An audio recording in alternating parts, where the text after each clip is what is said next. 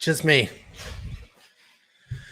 Bit of a COVID scare at my house. So I told Jacob not to come. Basically, my kids have been home last 4 days from school because they had an exposure at school, which, no big deal. They've been 100% normal. They've been fine. I told Jacob, and he's like, yeah, I don't care. I'll come. So the plan was obviously for him to that cough isn't great timing, but I'm fine.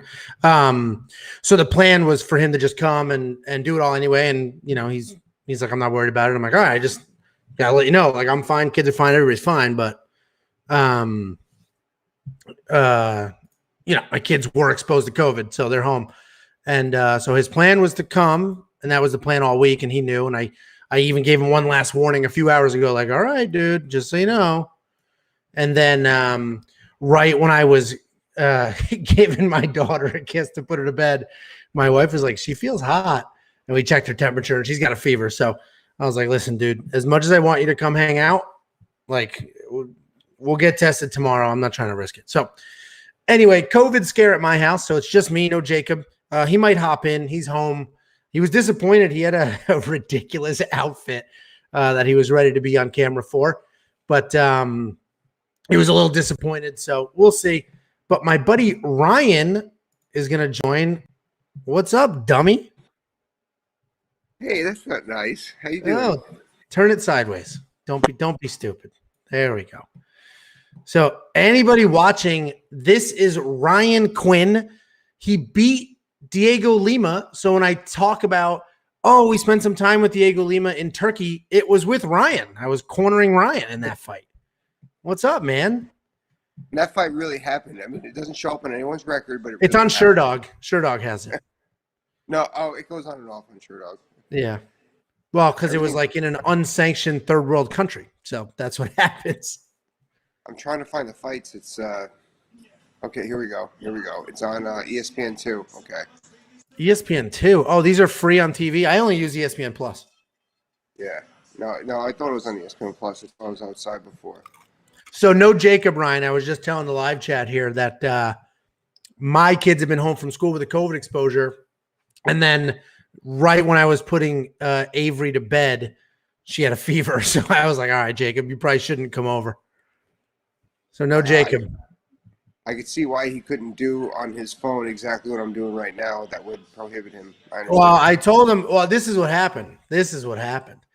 So he was supposed to come over, and that's been the plan all week. And he's good about that. If he says he'll do something, he'll do it. The problem is getting him to agree to do something. But anyway, he said he was going to come over. And, he's hanging out with this girl. I don't know what I should or shouldn't be saying, but he's hanging out with this girl he really likes. So they're spending a ton of time together. So he was hanging out with her earlier today, and I'm like, I wonder if he's going to bail on me. But absolutely not. He's like, I'm coming over after the Wellington tournament fight. I'm stopping at the drive-thru. Do you want anything? Blah, blah. And he was doing it. He must have told her, like, all right, I got to go to work, right? And then I called him, and I was like, this is what's going on. Avery's got a fever. You probably shouldn't come. And he's like, all right, that sucks, man. I was looking forward to it. Then my wife left. So Tiffany left. She's like, I'm going to go to the store and get stuff just in case, whatever. So then I called him again to complain about my wife now that she wasn't in the house. And he was like, I can't talk. I'm with the girl. I'm like, dude, it took you all of 5 minutes to come back. I don't have to go to work anymore. Come back. So that's what he's doing. So he may or may not join us. I'm assuming not. And he might be watching this and like fuming pissed. but that's where we're at right now. You cracked me up with when my wife left. I've been in those situations before as well. As soon as I heard the garage door close, I'm like, listen to this. She panicked. Because she's an RN and we're in Texas and COVID's spiking right now. So she sees the worst of it every day. Well, and she was like, what'd you say?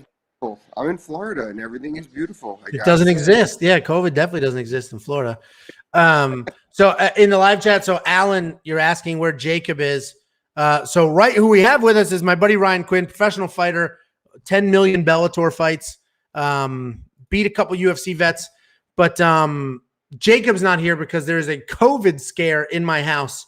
My kids were exposed and they're spiking a fever. So I told Jacob not to come. So what's your deal, Ryan? What's your deal? I'm looking at my my angle on this camera, and whenever I would put it's on not weight, flattering. yeah, it's not. Like Mike Brown used to call me Barney Rubble because he said my face. Now I see it. I finally see it. Yeah, That's funny. I see the. Ryan's the one who hooked up the Dean Thomas interview, and so we talked. Did you watch our interview? I mean, for Christ's sake. Yeah, I bet you did. I wasn't mentioned once, but whatever. It's all good. We mentioned you, I think, literally at the very. No, we didn't mention you. Dean did. Dean's like, I'm doing this as a favor for Ryan. I must have missed it then. Yeah, it was literally at the very end. We talked about his gig though, he's got probably the coolest job anybody could have. That was cool. I actually I was telling Dean how after that's inspiring, like what he's doing. Like he's one person who's taken his talent and he's just really just knows how to make the most out of it. Like Dean's really good with that stuff. Dean, and he's an excellent coach. When I was coaching the amateur team, he was heavily involved at American Top Team. He's just an excellent coach. He's very open-minded. He's not the typical kind of coach. Like, you know how coaches are. Like, you wrestled, like, it's this way or that's it. Like, he's like, okay, let's see that. And he's ready to put it through a trial. And if it doesn't work, okay, we're going to go back to this. But, okay, if it does work, we're going to add it to this staple. Like, he's very progressive like that, and he's an excellent MMA mind. Well, and what's awesome, so we're talking about Dean Thomas doing the interview. Ryan's the one who actually set that up. But he's like super entertaining, and he knows he is. Like, what was funny is, so we were just like, BSing before I started recording. Then I'm like, all right, let me jump into this. And he like changed. It was just so funny to see it. It's like, oh, okay. He knows exactly what he's doing. He knows when to be charismatic. Actually, it's funny. I introduced him to my now wife, 3 times, and I didn't realize I introduced him because I'm an idiot. And finally, my wife, at the time when she was still my girlfriend, goes, "You've now introduced us 3 times." And I'm like, "I'm sorry." I'm like, "Dean, is that true?" He goes, "Yeah." He played it up like it was fresh every time. That's funny.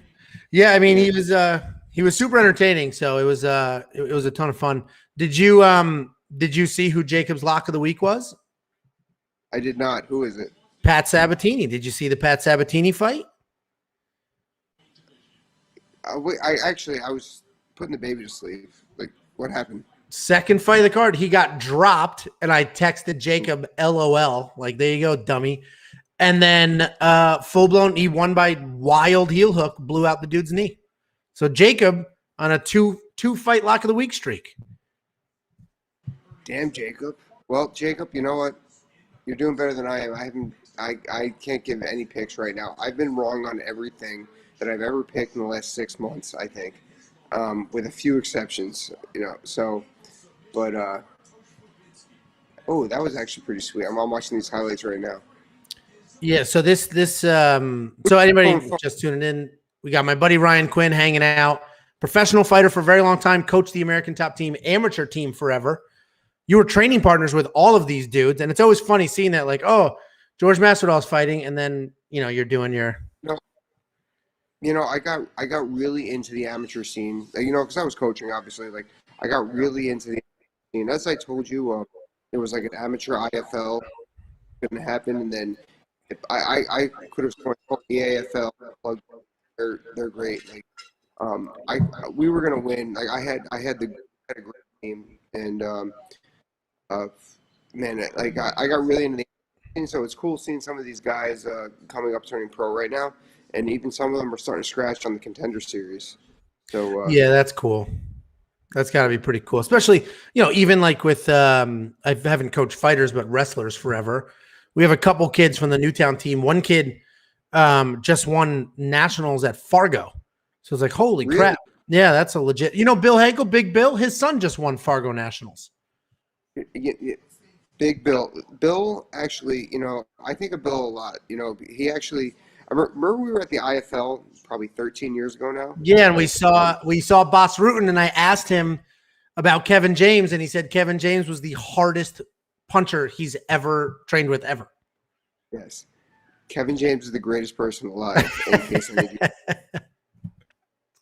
But I remember it was him and I, and this is when I was like leaving Sacred Heart University, and I remember Bill's like, no bullshit. He's like, oh, can we curse here? Sorry. But he goes, you're gonna regret not wrestling in college. And I remember being like, man, about a couple of years ago, I'm like, I should have stuck it out. I mean, everything worked out for me, but like, Bill was right. Like, no, there's nothing that beats wrestling in college. He was right. Yeah. Yeah, I mean, he's lived it all. That's how he knows. So, but his kid just won Fargo National. So here, let's catch up on the live chat real quick. Somebody said maybe Jacob will shut the hell about Ryan Hall now, but because he's obsessed with Ryan Hall, but he's not, because his lock of the week won by heel hook. So he literally texted me Ryan Hall. And then somebody said they have 1,000 on Kevin Lee in this fight. I think that's a big mistake.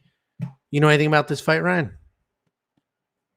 I don't know a lot about this fight, but I know Kevin Lee was like, he hit his peak about like 18 months ago, and then like he just hasn't looked the same since. Like I forgot which fight it was. I'm thinking of. It was against a former. It was. Dude, your internet is shot. Against a former champion. I'm not sure about. Dude, what kind of internet do they have in your neighborhood? It's no good. You're frozen. And I worry about the weight cut sometimes. Your internet is completely useless. Can you hear me? Are you there? All right, no more Ryan. His internet sucks.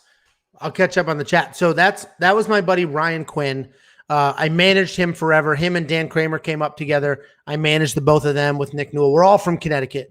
But Ryan was coaching the American Top Team amateur team forever before he just about 6 months ago left to pursue like a full-blown career elsewhere. But Ryan beat Diego Lima. Ryan has a ton of experiences, fought everybody, knows everybody. Sorry, he's texting me. Your internet dropped. So Ryan's always a good resource, but the problem is he has a baby at home, so now he's pretty useless. But anyway, just people just chopping in right now. Jacob isn't here, and it's my fault. My kids were exposed to COVID like 4 or 5 days ago, and there were no issues. And then is your internet better? There were no issues, and now my daughter has a fever, so I told him not to come. And they're making fun of your internet, dude. They're going to send you a free AOL CD so you can go ahead and install that on your laptop and get going. You're just sitting there like I'm fine. I'm fine on my Droid. Thanks, guys. Whatever. Android. No, awesome. So this should be an interesting fight here. We have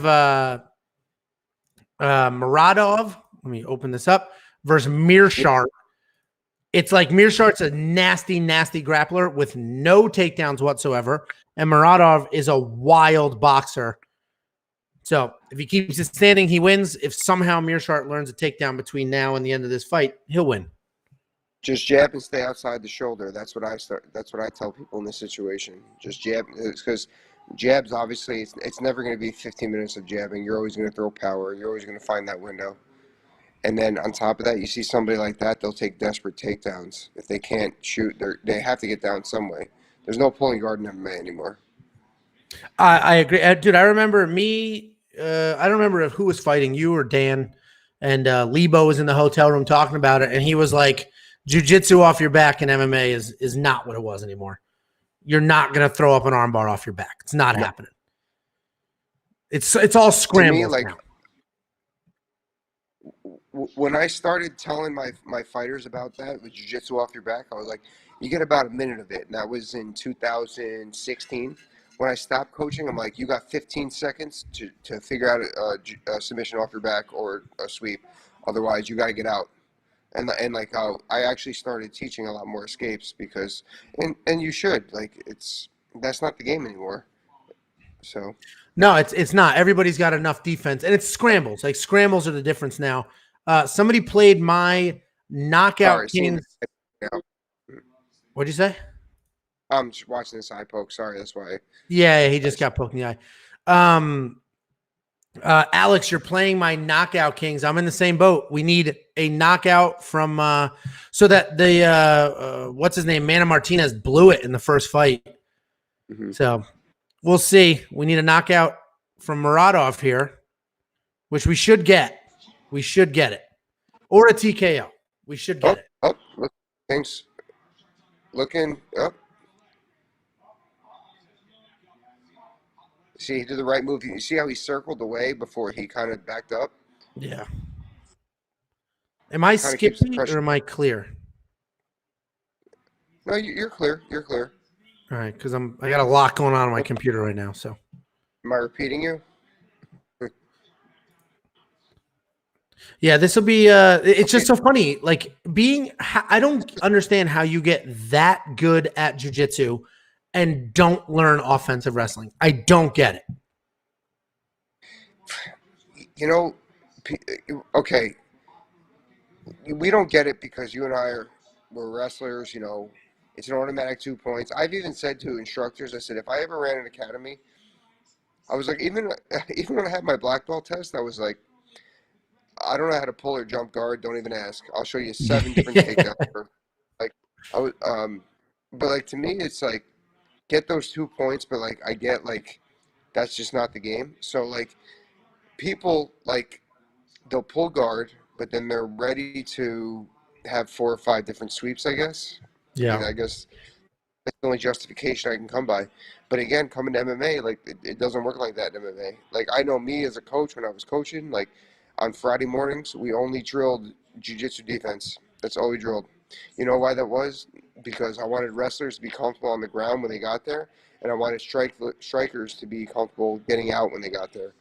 Like, because that's all MMA is now. Like, I mean, I don't know. Aside from Ryan Hall, or actually, there's Ryan Hall, he has no offensive wrestling, and that's why his last fight was such a disaster.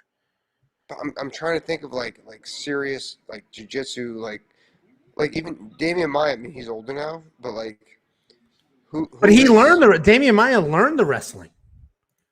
You know what I mean? Damian Maia turned into a Ben Askren. But like even Damian Maia though, like his high crotch, like he would fall to the leg and put his you know what a high crotch is. Yeah. For those of you who don't know what a high crotch is a single leg with the head outside the hip. Okay, so. Damian Maia's high crotch was let me get in and fall down and put I was going to say sleeper, a rear naked choke around the thigh. Like even he wasn't like an offensive wrestler. Like I'm trying to think of any offensive wrestler right now in the game. I mean, any offensive jiu-jitsu player right now in the game that's making it happen, and I can't. You know, like. No, I mean, yeah, it's just. Jiu-jitsu is incredibly, all of the components are incredibly important, but you got to tie them together. So the one-dimensional, like if you're going to be one-dimensional in anything, wrestling's the only one that makes sense because you can at least dictate where the fight goes. If you have phenomenal jiu-jitsu and can't get it to the ground, you're useless. If you have phenomenal striking and can't keep it on your feet, you're useless. At least a wrestler can lay on top of you and do nothing if they want. I know personally, like I was pretty one-dimensional, you know, and I was a boring fighter. So what I did was like I made sure I had a really good jab, and I did. I like when I had a really good jab, and I gambled on my wrestling. So I put myself as a fighter in a boxing stance because like I gave up a little there because I knew I could, you know, make up for it if they got in on a single leg or something like that. Yeah. Yeah, this fight's going interestingly. So Jake G in the comments said all of a sudden Meerschaert's going to get this chin of steel. So this dude historically does not have a great chin and no wrestling takedowns. And Muradov hits like an absolute truck, phenomenal boxer. And he's touching him here and he's not going down. And we're going to get screwed out of our knockout king is what's going to happen here. That's how it works. Ryan, why don't you tell everybody how you played DraftKings, won a ton of money, and then never played again and never got your money? Dumbest story in the world. Walked away. Walked away without the money. Sailed off into the sunset. There was the I just takedown. won Did you and- just see that takedown attempt? Literally just bent Yeah. over at the hip, Yes. at the waist. It just grabbed something. But No. going back to what Angelo said, they're still like telling stories about me, how I just clean swept this one event and then just never played again. So Ryan won DraftKings League. I messed up that week and did winner takes all, and it's a $20 league, and there was a ton of people that showed up. Ryan won the whole thing. You beat me by a half of a point, which was infuriating. And then DraftKings was like, we don't believe you are who you say you are. Didn't pay you your money, and then that was it. We've never seen you again. Yeah, it's under.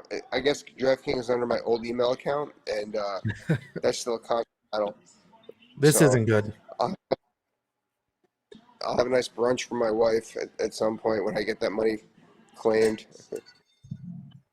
So here's a perfect example. So this dude on top, phenomenal jiu-jitsu, no takedowns, ended up on top in one of the dumbest, most awkward scramble type situations. And if this is a math. Oh my God. Oh, time. Oh, thank God. That would have been that. I mean, this would be a massive upset if he pulls this off. This is so annoying. Oh man, we'll see what happens. Your kid's asleep. First of all, you look like 3/4 in the bag, not half, and you look incredibly tired. Why don't you go to bed? Because I'm hanging out with you. I figured my friend I haven't spoken to in a while wanted to talk. Actually, my kid had me up at 5:30 this morning. I haven't napped or anything. Or whatever. Yeah, I got up. I had the same 4:00 in the morning through the monitor. I want water. So I've been up since 4. How great is that? You have a one-on-one with somebody in like, I don't know, 9 years. Wow, you look like shit. Yeah. Well, you're not aging well. Oh my God. Yeah, I hear you. Seriously, man. Yeah, this will be. I'm gonna be really annoyed if Meerschaert pulls this off. It'll be shocking and it'll screw up. At this point, I just need the under on strikes is what I need. We'll see what happens. It's getting dicey. So, are you working with any fighters anymore at all, or you're full on your normal career now? Actually, I am managing 2 fighters that,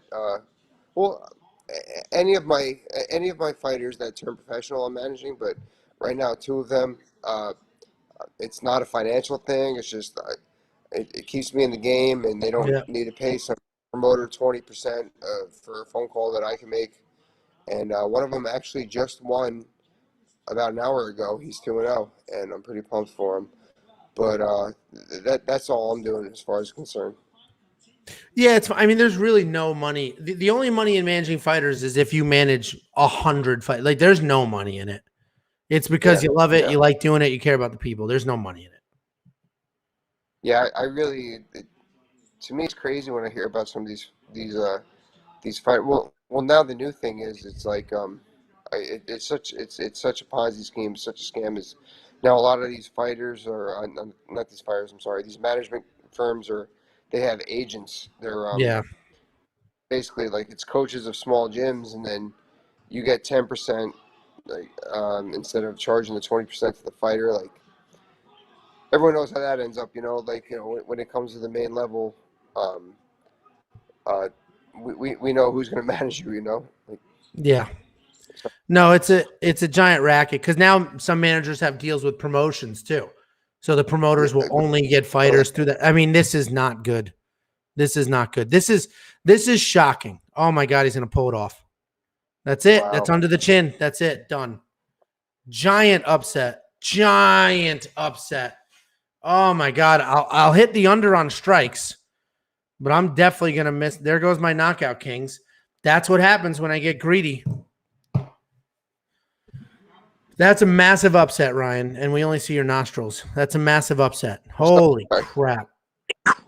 Sorry, I was watching. Damn. Yeah, there goes my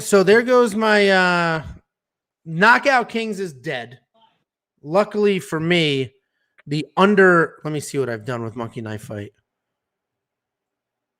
Let me see what I've done.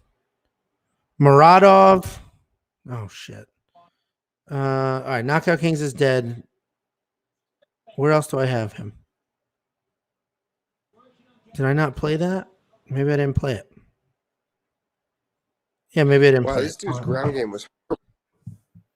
His ground game's sick. He has no gave him the wrestling. What'd you say? He gave him the rear naked choke. Well, so it was a phenomenal boxer versus a phenomenal jiu-jitsu guy with no takedown offense is what happened.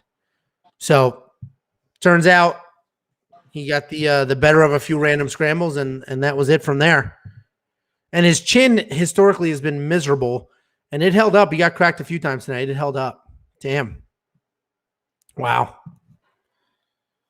Well, a couple early knockouts. We got some underdogs earlier, so losing a big favorite is what it is at this point. Have you seen any of the fights so far, or just these two with me? No, I was watching baseball, then I saw the Sam Alvey fight. I was actually a little surprised that Sam was a little more aggressive. I thought Sam would throw a little more. He said he was going to, too. You know Wellington's training with Glover? I didn't know that. Oh, no, yeah, you know what? I saw Fernelli. Yeah, Fernelli was in his corner. Yeah. Well, because Dan was just in Connecticut a few weeks ago and was training with them. And he was like, dude, Wellington feels pretty good. Yeah, I didn't know that. I was surprised. I knew Sam was a southpaw, but I like the way he was circling and everything, and like he just didn't throw anything. I thought he'd throw a little more. I thought the experience would take through, but it's Wellington, you know. Yeah. Yeah, the stat I missed the second half of the fight because that's when we realized that my daughter had a fever and everything fell apart. But I guess he got a few takedowns in there as well. So we'll see. These fight night cards are interesting. The matchups are always so much closer in real life than they are on paper. They're always much more fun than you think they're going to be because a bunch of people you never heard of. So I actually like the fight nights quite a bit. You froze again. Yeah. Jesus Christ. Absolutely. Especially with like I feel like you would make your money on the mid card, you know, like that's if you know what you're doing, like you know what I mean? Like, 'cause that's when people throw. You're frozen. Oh, you see me now? Yeah, you're cutting in and out. Your internet's horrific. That's not nice. You see my fat cheeks now? Yeah, it's not a great angle, and your internet stinks. So then it freezes at a horrible angle. Not great for anybody. Not great for anybody. No, I was thinking your show is great for like, you know, mid-level cards. Like that's where people are going to score. I feel like that's where people are going to throw punches. Like in the mid-level or the undercard. I mean, like. Yeah, which you guys are good about. It'll be interesting to see how everything starts to flesh out because we saw a big period of time where there was a ton of COVID drops, last minute stuff. Now we had a few cards in a row where we haven't had that.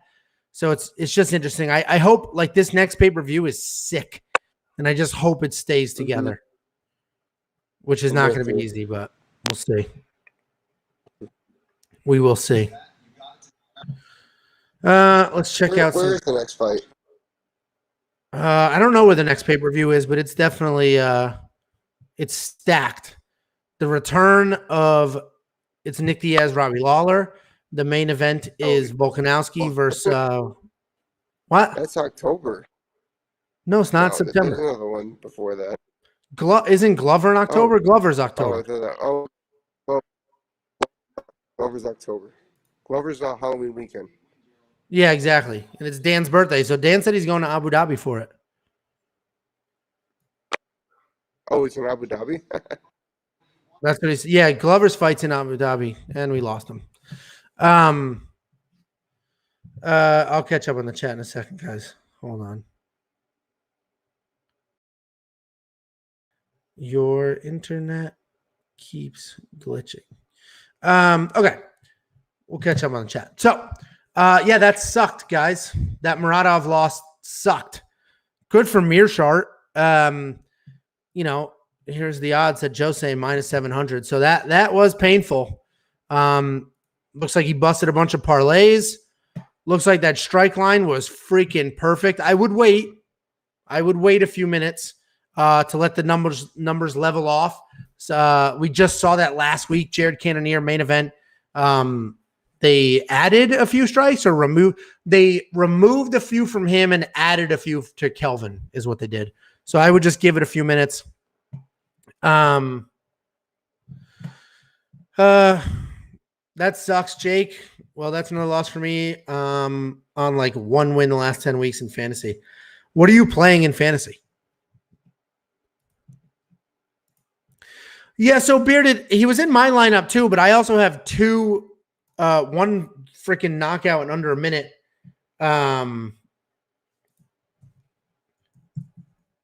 Your internet is bad. I had one knockout in under a minute, and then I had Dustin Jacoby. What I should have done with Knockout Kings is had Dustin Jacoby in there, and I should have not been greedy. So I did 2 for Knockout Kings instead of my normal 1, which is stupid. So we still have Daniel Rodriguez. If he gets a knockout, then Knockout Kings would win if you weren't a greedy a-hole. All right. You walked away and Gerald got titanium put into his jaw. Yeah, it's a little ridiculous. Mearshart normally has 0 chin whatsoever, fighting one of the hardest hitters, best strikers in the division, at least pure boxing wise. His chin holds up, somehow gets it to the ground, even though he has no wrestling ability whatsoever, and pulls off a submission. So good for him. Mearshart, I mean, he did exactly what he was supposed to do. He weathered a storm, got on top more than once, and then made the best of that opportunity. So good for him. But that definitely sucked. You're throwing your mom's savings on Giga. Yowza. That's just such a razor thin fight. I have Barboza, but I'm not going to argue anybody on the other side. I mean, that is stupid close. There's no way. I'm just not confident in either side. I picked Barboza because I think the leg kicks and the experience will be the biggest difference, but that is stupid close. I forget. He was a big underdog. He's definitely the biggest underdog on the main card. He might have been the biggest underdog of the night. He was a massive underdog. That was rough. And what's funny is I mentioned this week that I feel like all the favorites are going to win. And so far, Mana won. He was a favorite. Then Pat Sabatini won. He was an underdog. Then Jacoby won. He was a favorite. Aldrich won favorite. So for the most part, the favorites are winning, but Pat Sabatini won. Razak Al Hassan won, which I'm good with because he was in my DraftKings lineup. And now Mearshart won. So maybe it's, 4-3 or something like that? Favorites versus underdogs. Perry, I thought you got that sorted. Try, they're doing a $1,000 match. Do the Bitcoin. It's super easy. Download the Coinbase app. It is the easiest thing in the world. When I withdraw my money from BetOnline, I do it with the Bitcoin. It's so easy. It's like you click a button, 2 seconds later, it's in your Coinbase account. You're good to go. So and then in Coinbase, you can leave it there and just have an investment in Bitcoin, or you can sell it and withdraw the cash. And that whole process is like a couple hours from when they send me my money to when I sell it to when it's in my bank account. So do Bitcoin. It's super easy. You don't need to be, Mr. Crypto for any of that. Let's see. You had him in a 50-50. Yeah, well, 50-50s and double ups give you a lot of leeway, especially Joey was on here doing the ownership earlier, and he was like 30-something% owned. So more than a third or at least a third of your lineups should have him in there. Your internet all sorted, and you showed up with like hard alcohol, dude. You're a mess. You went from mumbling and bad internet with a beer to hard alcohol, worst camera angle. Congratulations. Saturday. They really pulled that off. Well, listen, you are a professional fighter. You are on this show. Give us a good. So you were Dustin's training partner for a long time. You were training partners with BMF for a long time. Tell us the story, man. All right. Well, it's important to be disciplined. And yeah, exactly. Yeah. You must have a good story. A story. What about some? You want to give us some Kobe Covington stories? Why he's gone? Okay. How much of it was real versus fake? Actually, actually, as much as Kobe is what he is, like I can't say anything bad about him because I remember the last conversation I actually had with Kobe. I wasn't retired yet, and he pulled me aside and he said, "Hey, listen, I know where you're at in your career. If you ever need one on like a spot on training session, you got a last minute call. I want to be your first call." Kobe literally said that to me, so I really can't say anything bad about Kobe's. But George and I go way back. Dustin, I remember Dustin. Actually, I remember my first training session with Dustin. He was in the WEC, and I didn't know who he was. He was just down here training. And I remember it was a Saturday sparring session. Saturday sparring sessions at American Top Team are actually, they're supposed to be pretty light.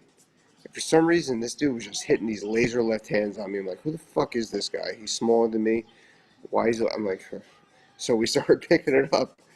And it didn't get out of control. I'm like, wow, who is this guy? Like, I'm used to new guys coming in there and everything. I'm like, oh, maybe it's just some guy trying to make a name for himself. And at the time, then, like, yo, that was Dustin Poirier. He's ranked like 8th in the world, and then that was at the time, And Dustin's a genuine person. Actually, I spoke with Dustin this morning because there's a hurricane coming to Louisiana, and I was just making sure everything's all right. And he's a cool dude. We check in once in a while. George, on the other hand, George is another guy who actually when I was first trained at ATT, he lit me up when I first came down there, and I was like, wow, I was really questioning my career as a fighter because he just beat the crap out of me. But like whatever, you take your licks. I went home to Connecticut, but and then I came back down and him and I hit it off because I knew how to wrestle and he wanted to learn how to wrestle at the time. And George is the kind of guy that always had my back, even when I realized, even when I didn't know he had my back. Like he had spoken up to coaches when I didn't realize. He's a great guy. And even a couple weeks ago, I spoke with him about some stuff, and he's great. Everything's going the right direction for him. I'm really happy for him. Actually, he's about to make a big announcement. I don't know what it is either. I'm just letting you know. This is the announcement to announcement right here. He said, he goes, I'm about to drop something big, but I can't talk about it right now. So it could be anything, though. It could be he has a fight, or it could be he has that promotion now. And I know he's signed some decent dudes for his promotion there. Yeah. He's doing everything right. And I think that him versus Colby on The Ultimate Fighter would be a great gig. I think. Well, Colby's already booked. Yes, that's right. In November versus Usman. Which I'm like, that first fight was awesome. So that second fight was when he first fought him, was he at American Top Team or he had left by then? No, he was at ATT. It'll be interesting to see the difference in, the exact same matchup. Some time has passed. Gyms have changed. It'll be interesting to see what changes there. Yeah, I don't mean to harp on the ATT thing, but I think that the injury had something. Injuries happen in fights; they're going to happen. You talking about his broken jaw? Yeah. I think that not that Colby needs to fix his footwork, but he's so good at coming north south, and like that's almost kind of his weakness sometimes. But I think that if he learns how to move east west, like he's you're talking north south. You're talking forward backwards, yes, and then left and right. Yeah. Sorry about that. It's like a running back in football, like a north south runner, like the same inference. So real quick, Jesse, you're asking Daniel Rodriguez versus Kevin Lee, win inside a distance decision decision, no action. I don't know, man. That one makes me a little nervous because Daniel Rodriguez, I think, puts away Kevin Lee. Kevin Lee's got 2 busted up knees. He's going up in weight class. And like Ryan said, he peaked a year and a half, 2 years ago.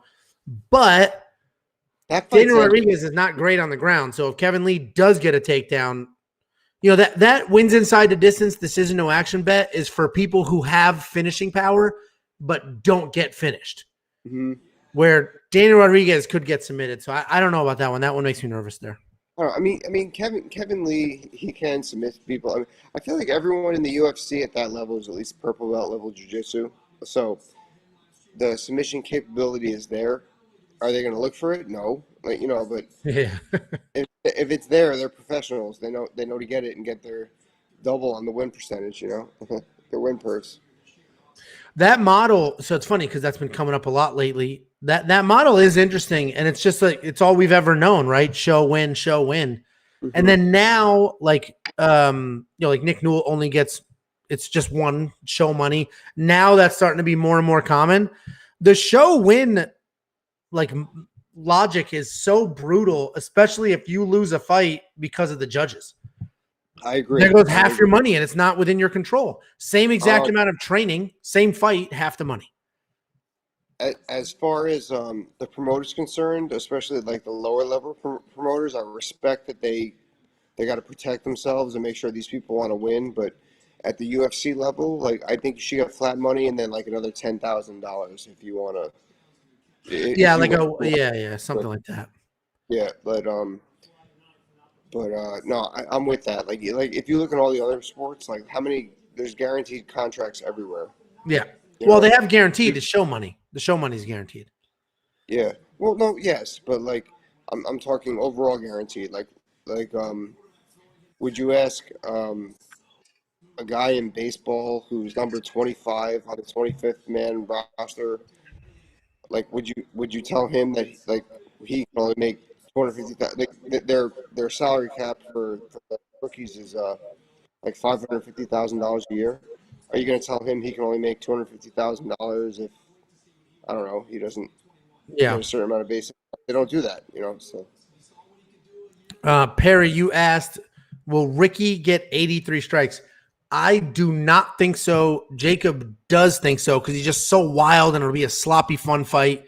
83 is a lot of landed strikes in a 3-round fight. It just is. I don't think it's going to happen. You don't think so? I'm with you. I don't think so. 83 is so many. And it would be one thing if these were two really experienced people, but what'd you say? When people get tired, they start clinching. When people get tired, they start clinching. And then if someone knows how to grapple, they're not going to want to keep striking. They want to keep the grapple. 83 is a lot. No, 83 is definitely a lot. The main event, they have Barboza at like 110, but that one I can see, or 120. Like that's 5 full rounds. Dude's fast, leg kicks, every strike counts. That was an awesome double. You see that takedown? And your internet. No, I didn't. Oh, wait. I actually, you know what? No, it's not my internet. It's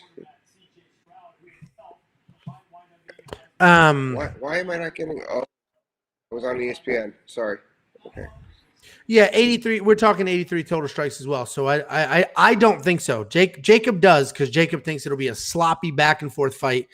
83 strikes total is a lot. It's a lot. I don't think I've thrown 83 strikes in my career.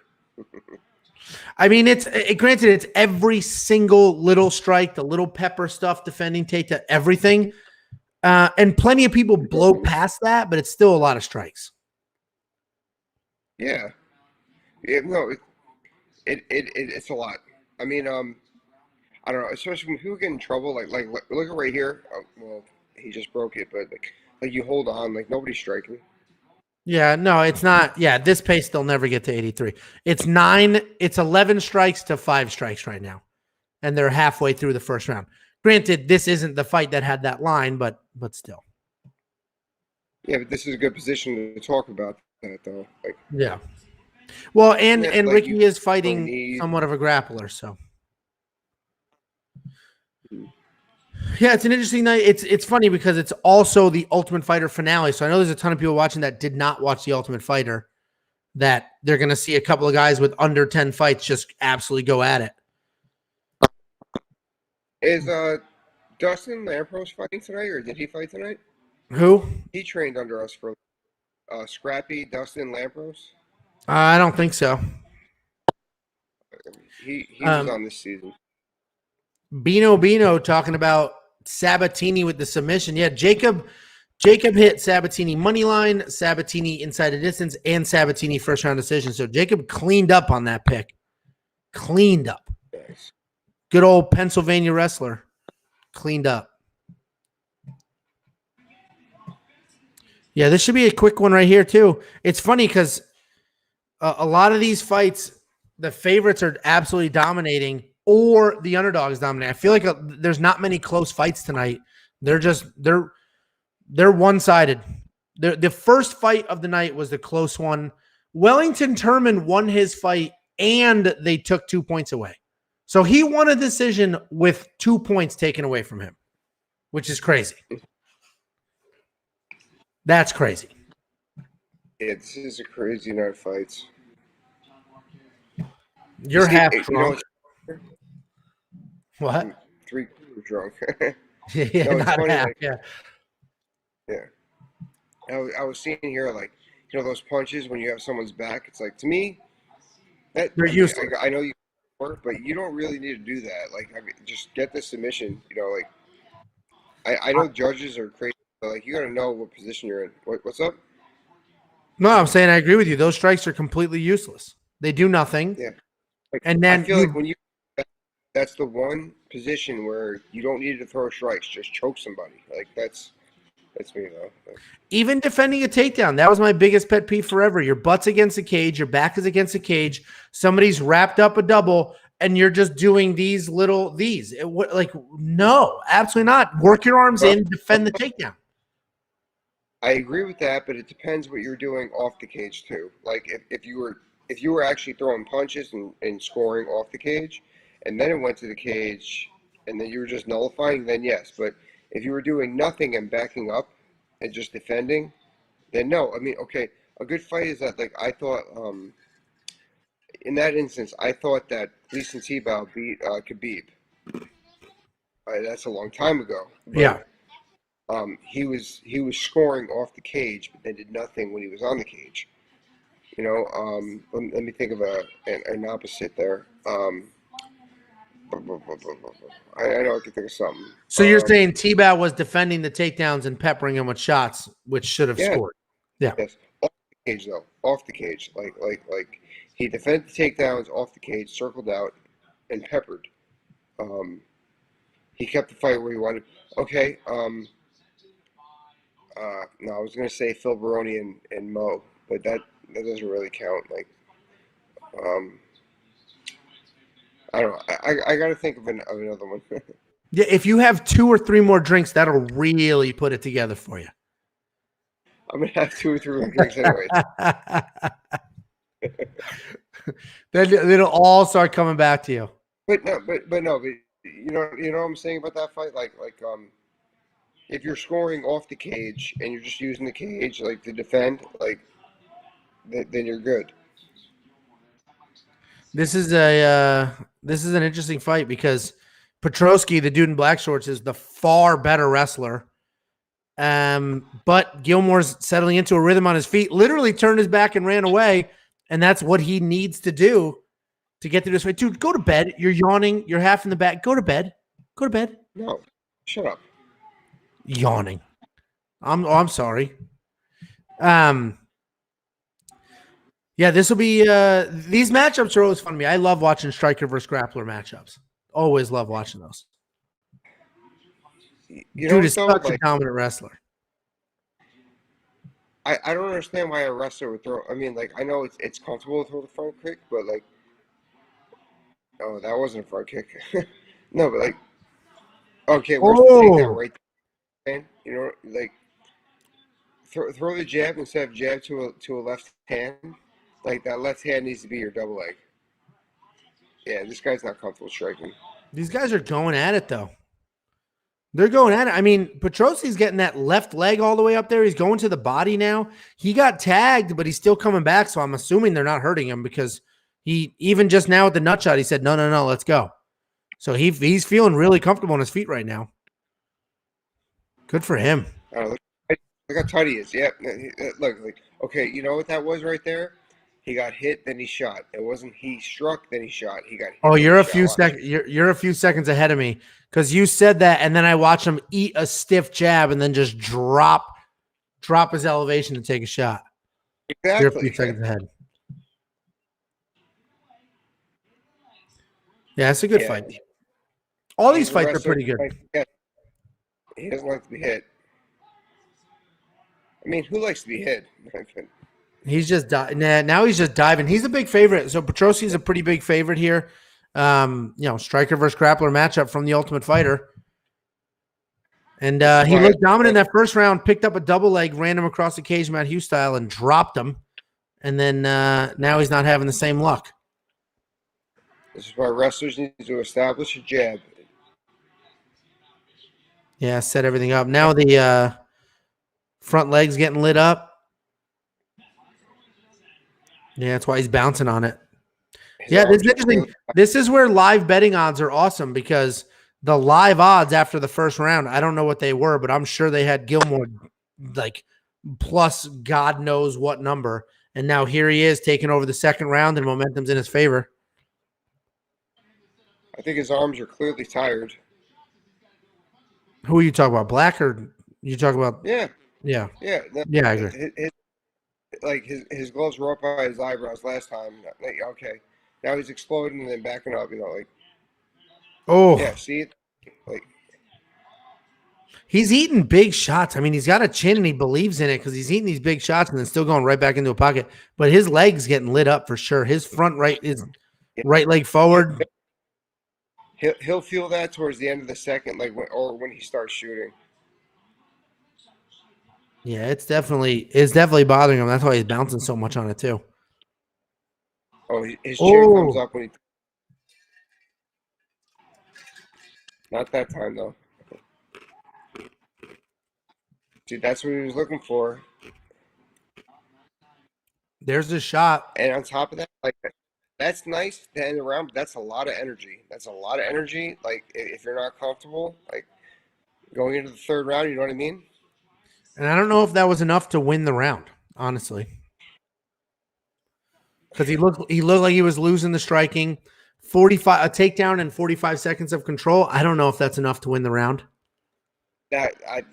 He's got to do something major here to win the round with that. I got the other guy doing it. I know a bunch of you bet the over on rounds here, so that should go well.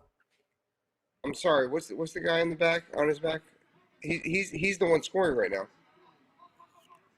Well, he's definitely losing the control time, but I think he did enough standing that he probably won the round. Yeah. Now, ending in full mount that's not doing him any favors. Yeah. No, that's why, like, do you remember how Pride used to score? It was the whole fight. It was a whole fight, and if you were stalling, they give you the yellow card for 5% of your purse. Yeah. United States should put that in here. But on top of that, like, you can't just take somebody down and hold and like to me, like that's just conserving energy. Like if you got beat your ass like this for like 4 minutes. Oh, sorry. I thought it was a different commercial. Who do you have? So tomorrow night is the Tyron Woodley Jake Paul fight. How do you see that going? I'd like to believe Tyron, but Jake's an athlete. You know, like, so is Tyron Woodley. No, but like Jake's like an endurance athlete. You really think Jake Paul wins that fight? No, I just think that he has a chance, and it's a tough fight to bet on. I think Tyron needs to learn how to jab. Did you train with Tyron at all at ATT, or he just pop down for half a camp and then leave? Years ago, I trained with Tyron for the Jake Seals fight. Sorry, I'm watching this. Oh, nice shot. I trained with Tyron for the Jake Shields fight, and any other fight? No, that was the only fight I trained with him for. And Tyron is the most explosive athlete. Like, you know, I said before about George with like, oh shit, this guy's a dick. Like, Tyron is so athletic that like it made me think like, wow, I'm not athletic at all. Like I don't know what the first problem. He's so fast, like. But I mean, I'm rooting for him for sure. I mean, it's funny. So here's my breakdown of that fight. That's tomorrow night, not this fight here. This fight here is pretty much in the bag. Petrosi's on top, full mount, and I'm sure he will pound away here and get the stoppage. Gilmore hasn't had much to offer on the ground. But I think everybody wants to see Jake Paul get knocked out. I don't know a lot of people that are like, oh, Jake Paul's awesome. I love watching him talk. But so if Tyron Woodley knocks out Jake Paul tomorrow, it will be so rewarding and awesome tomorrow. But then that's the end of it, right? That's the end of Jake Paul, the villain, getting these mega fights. Absolutely. So if Jake Paul wins tomorrow night, we might get Conor McGregor. And I would love Jake Paul, Conor McGregor. I would love that. Next year, I would love that. Yeah. I feel like that fight would sell anyway. They would figure out to sell that fight anyway. I see. The problem is if Jake Paul loses, like Conor McGregor, we've seen him lose a ton recently, but he accomplished so much before these losses that the losses don't matter. But Jake Paul's accomplished nothing. He beat a wrestler who can't strike. He beat a 55-year-old basketball player. That's what he beat. So if he's 2-1, like all that hype is. People want those cards because the entertainment, like, which is like with Conor McGregor, it's the same thing. That's what I think. You know, like Jake Paul could win or lose either way, and that fight will sell. It'll be interesting for sure. And Bearded, I have seen those. They are really funny. And Jake G said Jake has that rematch clause in the contract. He will try hard to stay relevant, but yeah, the buzz will be gone for sure. Let's put it this way: if he gets, you know what, I bet Jake has a rematch clause in every one of his fights. Yes. You know? Yeah. Well, and the problem is if Tyron Woodley goes out there and starches Jake Paul, I don't care if there's a rematch clause. You're not gonna improve that much between this fight and 6 months from now. It's not gonna happen. Now, if it's a really close back and forth, that's different. Yeah, and this fight's over. Playing devil's advocate, if he gets starched real quick, does that really show, like it could be a mistake or, like. Oh, 10 seconds is, dude, I've been saying that forever, that Conor McGregor beating Jose Aldo is the biggest farce I've ever seen. Like 16 seconds tells you nothing. If they fight 10 times, Jose Aldo wins, I think 7 of them. Exactly. Like when George knocked out Askren, I was like, okay, thank God. Like same thing. Like, yeah. So this Bearded in the comments said if Jake loses, people will start to want to fight him just for the pay. No different than with Conor. But the difference is, as a fan, I will continue to watch Conor because I know how good he is and how much he's actually accomplished. And he's starting to fade a little bit, but he's still top 10 in the world, right? Where Jake Paul, you don't think he's top 10? Conor? No. Oh, you're out of your mind. No, my laptop's in the other room. I was gonna say, pull up the rankings. I can't because mine will just blow up if I do. But anyone who's watching, pull up the rankings. We'll somebody in the live chat do the I guess lightweight top 10 rankings. Conor McGregor is in there. He has to be. Like, okay, he's not as good as Dustin now. Fine, totally fine. I think he beats Michael Chandler. You do? Absolutely. Wow. Dude, he still hits like an absolute truck.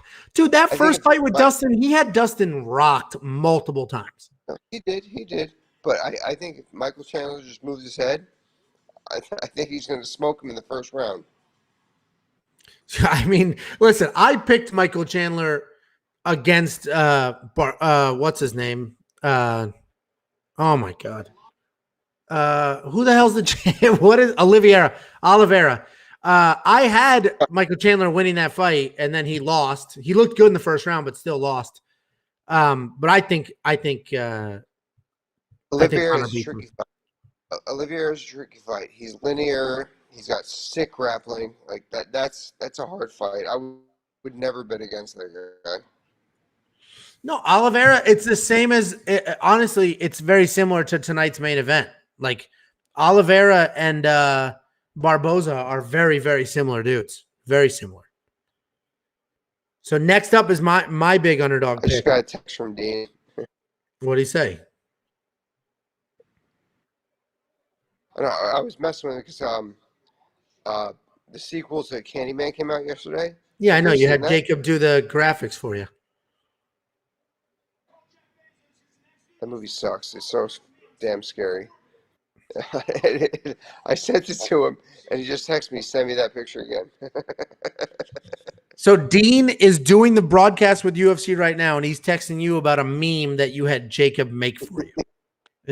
Am I understanding that situation correctly? Let me. Did you just drop your phone? What the hell is going on? What is that. this is like dealing where your phone is looking at the ceiling. This is unbelievable. Oh my God. And the camera, guys, Sorry. this is the production. This is what happens. I have a COVID scare in my house. Jacob can't show up and you drop your phone and look at the ceiling. This is unbelievable. What is dude? This is Sorry. rare. This is I don't even know what's going on anymore, dude. Where's your? I need to text your wife. Come get your husband. Come get your husband. He's falling apart. Oh, stop. That's just so funny that Dean is like literally doing this broadcast right now and texting you for the. What's he gonna do with it? What if he throws it on the screen? And you froze again. What a joke. What a joke. I don't know. Dude, you literally keep freezing. I will. Count to I can't hear you. Nobody can. 30. I'll be right back. Okay, go fix your internet. 30. This is unbelievable. Anyway, so Ryan, I don't know how long you guys have been here, not been here. The dynamic is way off for tonight's show. First of all, Jacob was supposed to come to my house. We're supposed to be in my media room doing what we did last week, drink, hang out, do our whole show, that whole thing, except my kids are home from school for 3 days or whatever it was because of a COVID exposure. And then right before bed, Jacob's like, all right, I'm heading over. And as I was putting my daughter to bed, my wife's like, she feels hot and she has a fever.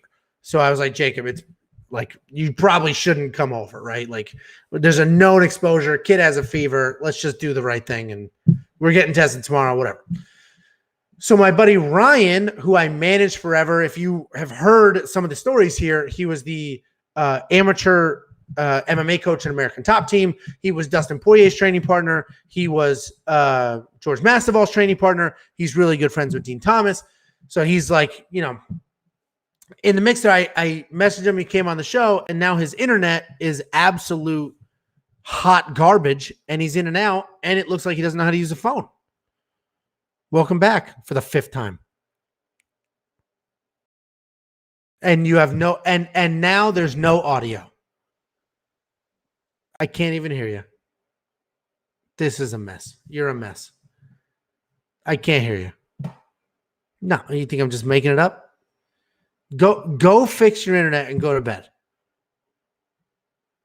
I cannot hear you. Watch the stream back and you'll see how bad your internet was.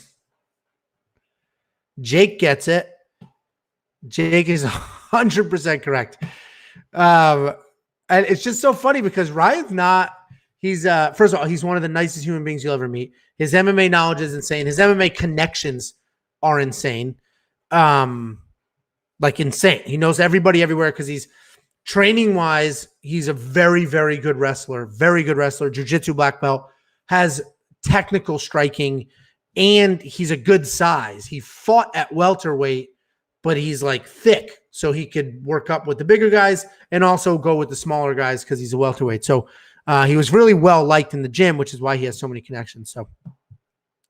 So we're in a group chat, me, him, Dan, Jacob, a couple other people. And he's like, I'll join your show. Just got the notification my battery's about to die. Yeah, of course. All good. Thanks for hopping on. Next time, come sober. So yeah, so now it's just me. Back to normal people who are coherent and don't slur their words. The November 6th card is insane. The Glover card is insane. The next pay-per-view is really good. There's a bunch of really good cards coming up for sure. A bunch of really good cards coming up.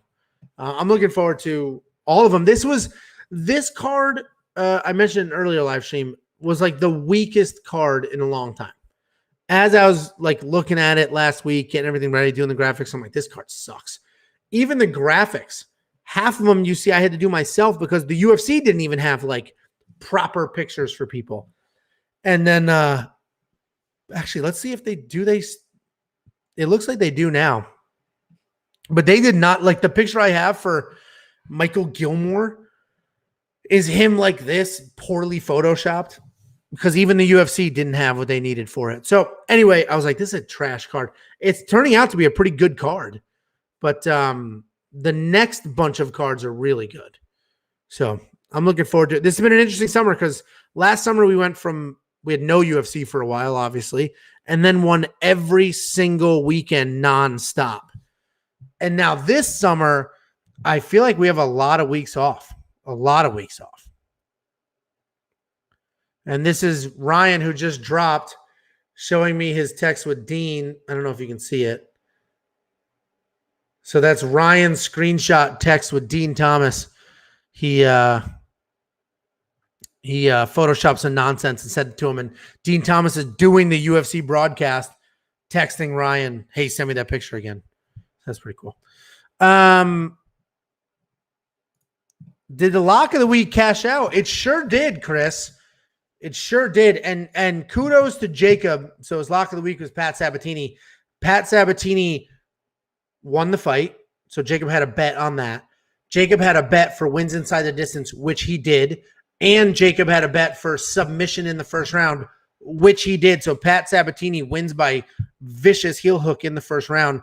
Jacob made an absolute fortune, and he's on a nice little winning streak, and he's in the comments section. Why don't you hop on video? Let's see what you're doing, Jacob. Where are you? What's going on?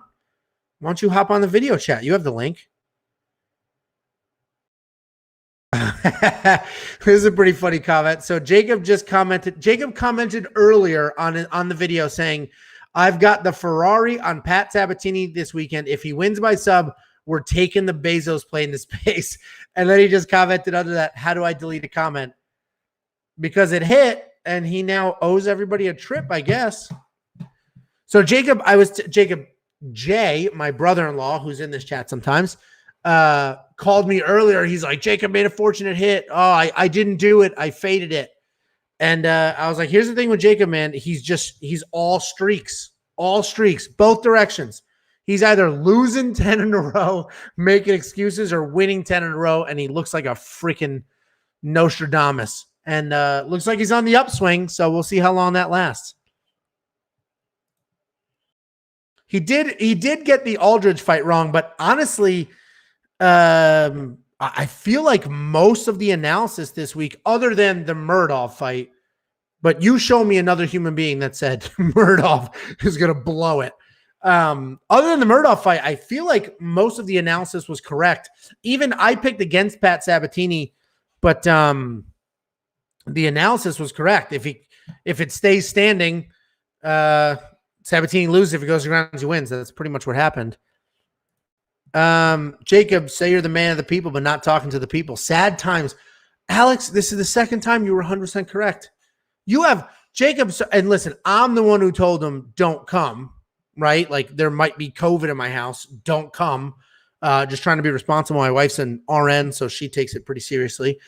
So that's why he's not here, but it did not take him more. But I was like, hey, if you're home, you can still join. We can still do it this way. We'll see. It took that dude 2.5 seconds to make other plans and not join us. So whatever. I'm the one who told him not to come. Can't be mad at it. All right, Jacob, would you like to bet? Can we do a bet, please? Oh, this is so funny. So Jacob, that Photoshop you did for Ryan, for Dean Thomas, Dean just sent it out. That's so funny. And while Ryan was on the show with us just now, he showed us the text that Dean was texting him saying, send me that picture again. That's funny. Yeah, when Ryan's not drunk, he's an awesome hookup to have too. But he was enjoying himself tonight. He was absolutely enjoying himself tonight. Go ahead and find that and retweet it. And there it is.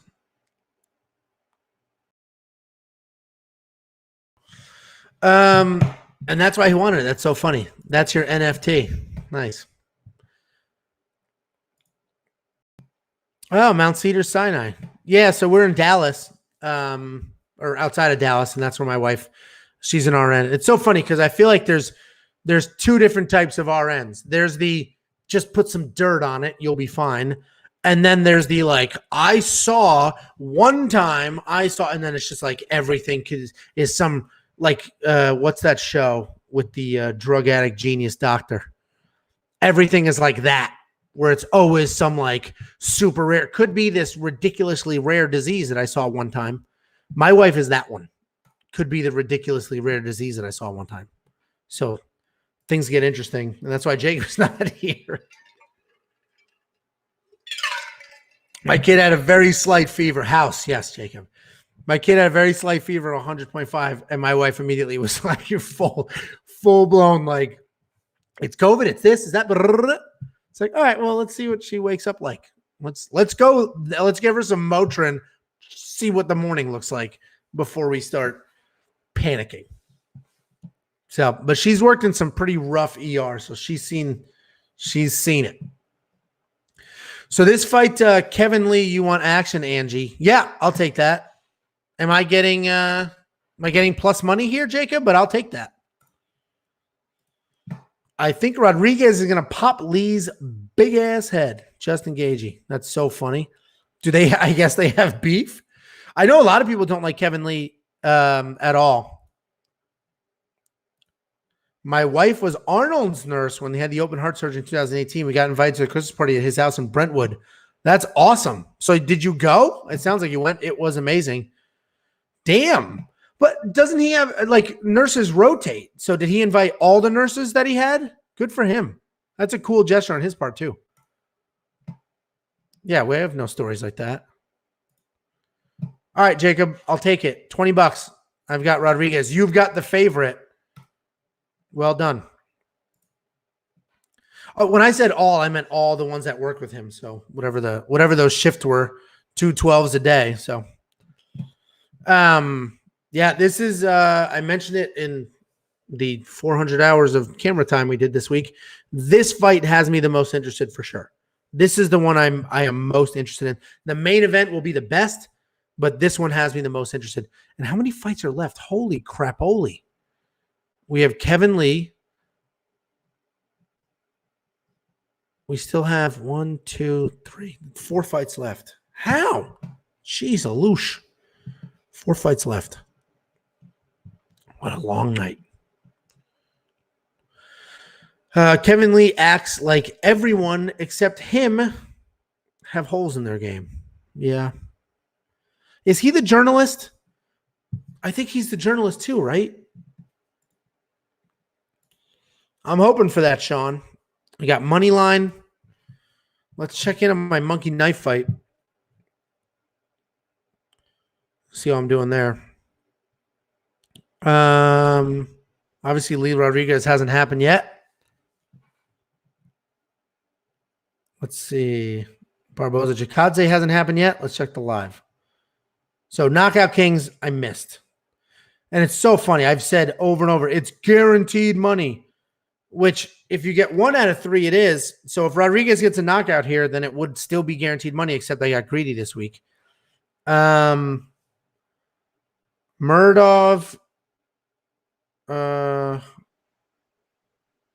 1 for 2 with fantasy points there. I need Tershos to fight. Chikadze is all right. So that didn't hit. Man, so many of these are main card only. All right, I have a 3 for 3. I need Lee to be under 74.5, and I win my 3 for 3. Let's see what happens there. And then I have a 6 for 6 that's still live. And I have, do I have Lee in that one? I have Rodriguez less than 71. And the 6 for 6 is still alive. So let's see what happens here. He does look much smaller. Kevin Lee, round 1. Peter, you've only got 5 minutes. I'll leave this up here for 5 minutes. Let's see what happens. That's a funny comment, Jake Chi, about Herb Dean. I'm leaving. Peter made a bold prediction, so I'm going to leave it up here for this whole round. And we'll see how it goes. We'll see how it goes. 2 bad knees. So I don't think he's going to – the under's going to look good here. These guys are not engaging. The under's going to look fantastic here. What a whiff that was. I mean, Kevin Lee's good. My pick was basically against his knees. He is good. He's more well-rounded. He has more ways to win this fight. I mean, Daniel Rodriguez can only win if it stays standing and he gets the better of the exchanges. Kevin Lee could take it to the ground. Kevin Lee can win exchanges if he wants. Not if he wants. Of course he wants, but you get what I'm saying. Mostly air punching at this point. The under's looking good. If I get the under, if both these guys stay under 70-something strikes, I've got a bunch of different monkey knife fights that'll hit. So let's see. Let's see. They seem to be like, it's like a weird feel each other out and engage at the same time type mix up right now. Because they're moving. They're hopping in and out, but they're not actually landing. Ooh, Kevin Lee landed a nice big punch there. And Jacob with the comment that no shots yet is concerning. I don't think Kevin Lee's going to shoot, dude. His knees are broke. They're broken. Both of them. I think he's going to strike. I don't know if there's going to be a knockout, but I think he's going to strike, and he should be on the wrong end of some striking here, but damn, he had a nice high kick. Here's your shot. Didn't even commit to a full shot, though, just upper body grab. All right, Daniel Rodriguez. Kevin Lee has gas issues too, don't forget. So if he starts to slow down and Daniel Rodriguez stays sharp, we should be good. Kevin Lee is got that high kick up there, though. All right, Daniel Rodriguez starting to feel that jab. Let's go. Let's go.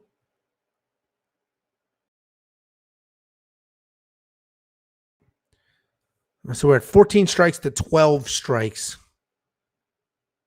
It'll be the line will be close if this goes to a decision. That was a nice shot by Kevin Lee, like a beautiful shot. And Daniel's the one using it.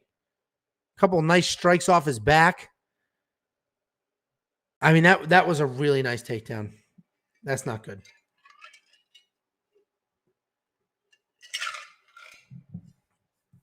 Man, I have money on Daniel money line, but as long as the strikes stay under, which this is helping that case.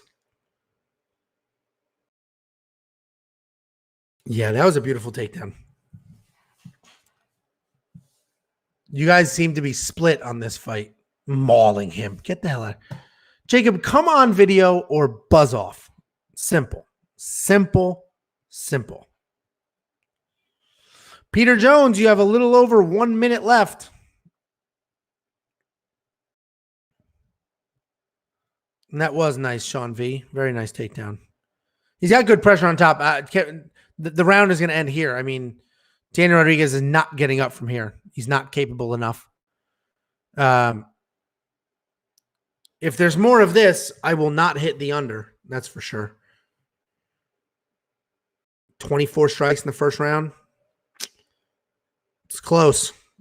It's close.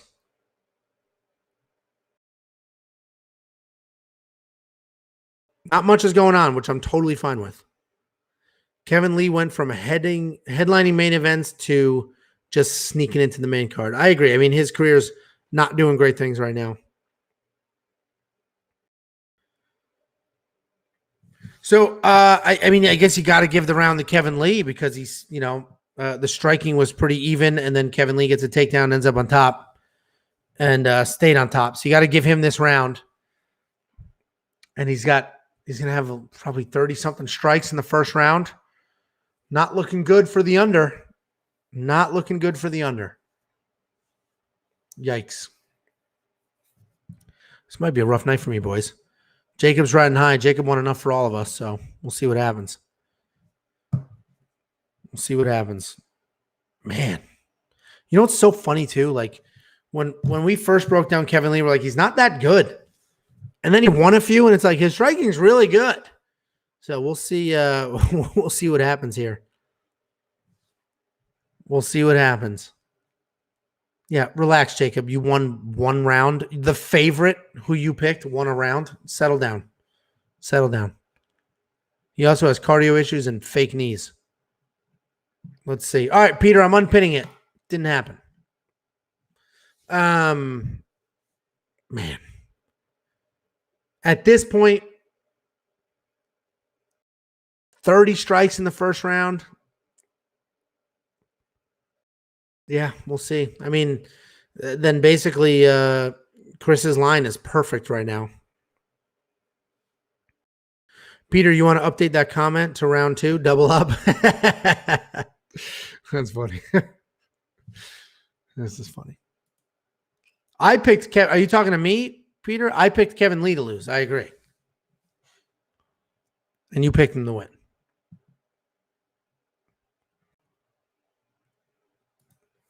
Yeah, the only stake I have in this is I have a money, not the only, I have a lot of it at this. So my Knockout Kings is busted, so it doesn't matter. But I have money line on Rodriguez, and I have done the less on both these guys, not only against each other, but also in a couple of parlays and monkey knife fights. So we'll see what happens. Anybody watching, if you're not a subscriber, click subscribe. That'd be super helpful. Like the stream. I'll be hanging out for the fights. Jacob was supposed to be here, but there may be some COVID flying around my house, so I told him to stay home. And we'll see what happens. Watch a couple more fights. My throat, I'm starting to feel it in my throat. It's either COVID or the fact that I've been on camera for 5 hours today. One of those two things. So Rodriguez is, I feel like, controlling the stand-up in this round. And if the fight stays here, it's his fight. And Kevin Lee shoots another takedown. Super sloppy. Run into that. So Rodriguez with his legs back, fine. You son of a bitch. God damn it. If he gets taken down, he's not getting back up. No, don't come off. Oh, my God. Oh, my God. He got cradled. What is this, middle school? Jesus Christ. Well, this round's over. It's going to be this for the next 3 minutes and 10 seconds. Daniel Rodriguez is going to lose a unanimous decision. That's what's going to happen. Son of a B. Or he's going to get submitted right now. Nope. Here we go. I take it all back. Daniel Rodriguez is going to dominate on top. Jacob with a stupid smile. Let's leave this here, you moron. Let's see what happens. Daniel Rodriguez unloads from right here, and this will be fantastic. I agree, Jacob. It may be a mauling right now. Daniel Rodriguez on top. Kevin Lee's got that bad knee. It actually looked really twisted in that scramble. Is he limping? No. Kevin Lee's starting to slow down. I think so far this round is his, though. So Daniel Rodriguez needs to do a little bit to steal this round, dominate the striking. And the next round's obviously wide open. So I said this is the most interesting fight on the card to me.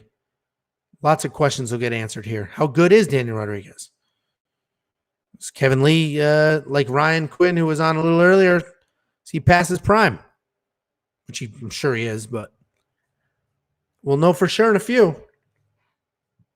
We will know for sure in a few.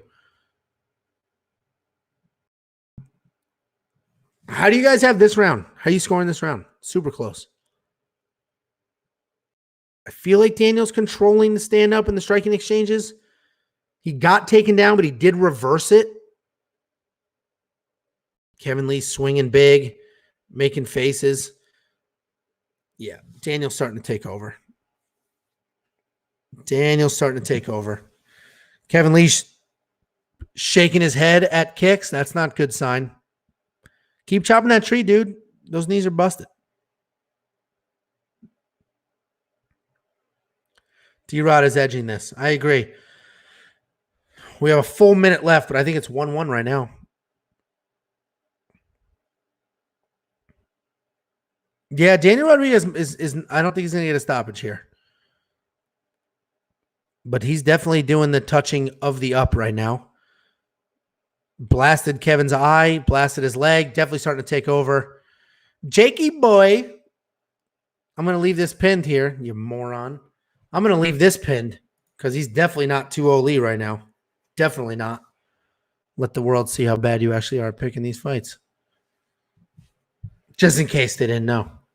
Good job, lock of the week, though. 2 in a row. Strikes are adding up. I'm definitely going to miss the under. Oh, mamacita. Bad shot by Kevin Lee because he was wobbled on his feet. No, none of these strikes. I don't need these little pepper strikes. These are adding up, and I don't want those. No, stop it. I need the under. Stop it. 4 seconds left. 1-1. I'm going to win $20 off Jacob when I do my recap video tomorrow. That will be on there. It's 1-1. All the momentum for Danny Rodriguez. Jacob, you can't change your vote. You said 2-0. You muppet. Yeah, strike count is going up. 52-42. Man. These are great. Freaking Chris getting better and better at setting these lines. Better and better at setting these lines. Damn, dude. Damn. What do you guys got? Everybody agrees this is 1-1. Kevin Gas Monster Lee. That's fantastic. He does gas. We talked about it. He was definitely hurt very bad. I wish there was more time in that round. Bearded? No. I need the less. Man, that's why I hate playing the 70-something lines. They're so right in the middle. Oh, look at that. Herb Dean should have stopped it. All right, third round, starting right now. Oh, and sharing this on the screen basically has a timer up top. That works out. All right, let's see. 44-53. Oh, I just got a nice comment. Hustling 101. Thank you, sir, for your thoughts and bringing real value to us, breaking down the scenario as to who you think will win. Unlike the idiot you're talking with who spent 99% of his breath saying absolutely nothing of value. Who cares if the fighter aren't all that great? They are fighting and someone is going to be. I hope you find people on your level to give real content of value. Oh, my God. Is that to you, Jacob? This dude does not like you. What video is that on? The co-main. Sorry, Jake. If you want to respond to that comment, you're welcome to. Yes, Daniel Rodriguez. Come on, Mama Say, Mama Sa, Mama Kusa defended a solid takedown, hips back. That was beautiful. Picking up momentum. He's going to blow past the strike line, so I got screwed on that. I do have Kevin Lee less in a few of the I have a 6-for-6 with the Kevin Lee less. So I'll take a 6-for-6 win. Come on. Come on, Danny. Come on, Danny. Yeah, he's starting to touch up Kevin Lee. So, all right. So, Danny Rodriguez is going to be past his strike line in about 5 seconds. Oh, no. All right. Danny Rodriguez tripped. It's a comment, Jacob. He commented on the co-main event individual video. Basically said, I offer great insight and value, and I need to have more people like me on the show. And you just talk about nonsense and crap. So, people really starting to see you for what you actually are, buddy. Sorry about that. It's it can't be good to hear, but you honestly read it, learn from it, just try to be better. Try to be better. It's not hard. Yeah, I'm going to leave that comment up there too. So Kevin Lee with the takedown. Dan Rodriguez standing back up. I imagine Kevin Lee's pretty freaking tired right now. Why am I paying you $20, Jacob? Are you ahead of me? Did this fight end and I didn't see it yet? Do you think Kevin Lee won this fight? Because if you did, you're out of your mind. Look at him, dude. He can barely stand. He's so tired. You're a moron. You want to double the bet right now, Jacob? Double or nothing? Double or nothing? You want to double? $40? Answer now, since you're so confident. $40. Let's go, buddy. Since you're so confident. It's already over on yours? You're that far ahead of me? How could it be? What are you talking about? I'm live. And even if you look on my screen, what are you talking about? Okay. Jacob's just a trolling idiot at this point. Congratulations, Jacob. You're a moron. All right. Kevin Lee shot, defended, then shook his head no, like something. I mean, what a moron. This is 28-29 Rodriguez for sure. Jesse gets it. Jacob is way in over his head. Jesse gets it. Can't wait to get that Venmo, Jacob. Yeah, do you need the Venmo? Here you go, Jacob. At Angelo-Bodetti. There you go, Jacob. For 5 minutes from now when they announce the winner. That's where you send the Venmo. Thank you very much. Look at the discrepancies in these strikes. All right, Lee under will keep me alive in my 6 for 6. Falling over. Lee is embarrassing, Jacob. 20 seconds left. I definitely hit the Lee under. So I'm good with that. And you know what? No matter what I played, I would have missed this because more didn't hit, less didn't hit. This is a more less situation. And I don't like to do those. So I would have missed no matter what. All right, let's see what Kevin Lee monkey knife fight. My 6 for 6. Show it to me. I've got Barboza more, Tercio less, Jacoby less, hit it. Battle less, Rodriguez. Oh, that's I have 2 6 for 6s. Where's the other one?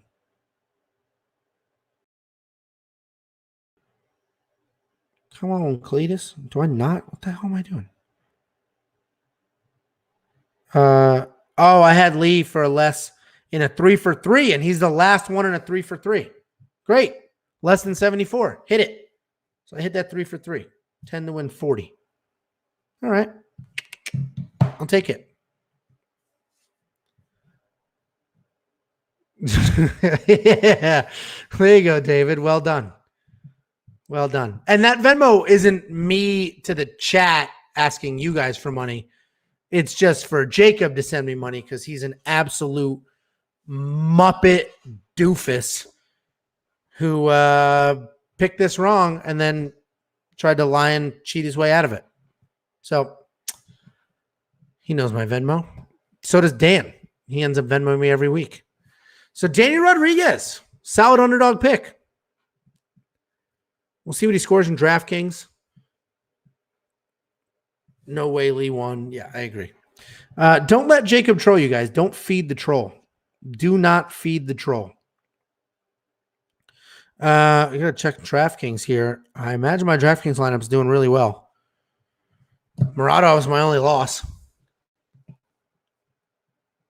Let's see. I can't hear it. Hold on. Let's see.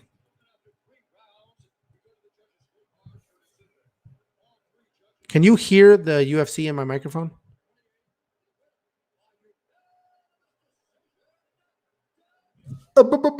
Boy, send me my money, you absolute Muppet.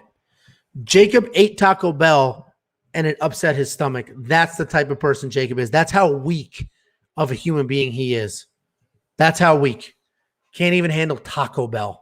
Soft, weak, pathetic. Send me my money at Angelo-Bodetti. You know the drill. 20. I'll be waiting for it, Jake. I'll be waiting for it. Man, that would have been a fun one if you were here in person. Yeah, and the cardio was a big deal. Bino, your boy.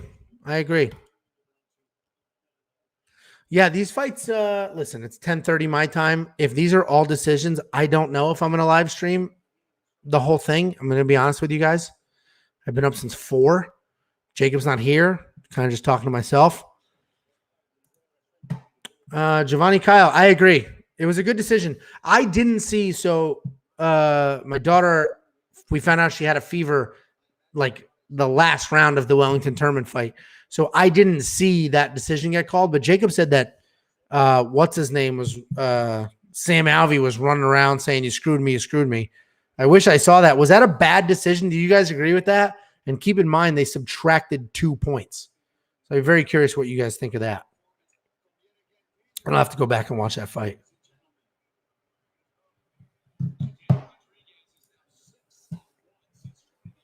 You're welcome, but it's a lot of responsibility when people take what we say. So you're saying you think it was a bad decision? Okay, so he threw his fingers in his face, but he lost 2 full points for that. So the question is, do you agree with the scorecard with the subtracted 2 points? So you think it was a bad decision? All right. I should be under. Kevin Lee, I should have just won a 3 for 3 just now. We'll see what happens. And then we have Tershos. Man. We still have 3 fights left. Good God. 10:30, 3 fights left. This will be 2 weeks in a row. These things go super, super freaking late. Let's see. Who was the lock? The lock was Pat Sabatini. The lock hit. Not only did it hit, Jacob had a money line bet, a wins inside the distance bet, and a first-round submission bet, and all 3 of those things happened. So Jakey boy was on fire with Pat Sabatini for sure. Absolute moron, doofus, ass clown with Kevin Lee. And I'm looking at my phone, Jacob. No Venmo yet. So you let me know when you want to send that my way. I will be here. All right, let's speed these up, man. It is 10:30 with 3 fights left. Guys, speed it up. Oh my God, a backstory? Oh my God, a backstory. Dude's riding a horse. Great. We get it. Oh, you're a country boy. Got it. Spokane, Washington. It's a freaking city. But yeah, put him on a horse. Let's pretend he's a farmer. All right. I don't know if I'm going to last this whole card, guys. I don't know. We will see. Oh, he's a fireman. Good for him. My stepfather's a fireman. I spent lots of summers in the firehouse. It was a very cool experience. Got to hang out with the guys. They had a descrambler. Got to watch all the Cinemax at night. I agree, Jake. They need to shotgun these fights when the interview is over. Next fight. And listen, I'm all for the entertainment. To me, a main card is a 3-hour window. That's how I see it. Sort of that's how UFC always was. So I like the backstories. I like the transition. I like all of that stuff. I'm not saying I just want fights. But it should all be within a 3-hour window. So right now you're going over. You're not doing well with the 3-hour window. So speed it up. Like they killed too much time early. Like after the Mearshart fight, they killed a ton of time, which I don't know why they did when they knew they had freaking backstories to do. So we'll hang out for a little bit. Maybe this fight's my last fight. We'll see how it goes. Because, I mean, it'll be 11. I'm by myself. Poor Jacob couldn't come because my kid. And to be honest, I'm worried I'm going to have to wake up in the middle of the night with my daughter, me or my wife. But I'm worried it's going to be a very long night for us. So we'll see what happens. Yeah, so what they used to do, so obviously you guys have heard me say this a million times. So I've managed fighters for 15 years. And the worst slot a fighter could ever be in is what they call the swing bout. And UFC doesn't do this anymore. They used to do it back in the day. They don't do it anymore. But the swing bout would be, they give the fight order. So 1, 2, 3, 4, whatever. And the swing bout would be like the 5th or 6th fight, whatever it was. And it was right before they went on TV. And if there was enough time, Dan Kramer just texted us. Look at this fucking loser. Look who showed up. Dan, want to join the stream? Let me just call him. Should I call him? Speaker? Anyway, you'd be the swing bout, which meant you had to warm up and get ready, and you either fought right before live TV or they bumped you till after the entire thing was over and you were the very last fight of the night. So being a swing bout sucked because you would warm up, get ready, and they'd be like, nope, shut it down. You're not fighting for 3 more hours. But anyway, they would do that to manage the time of the broadcast, squeeze a fight in, do stuff like that, where they got rid of that, and that's not the deal. Brent Fay, my son is sick right now. Going to be a long night for me as well. My wife works over nights, and I work early, so I get it. Yeah, I mean, that's so I'm just sort of balancing this and real life at the same time. And you're welcome, Brent. I appreciate it. Listen, I appreciate you guys just even watching. Just the fact that you're here, chatting, watching with me. Call him Dan. See what he has to say.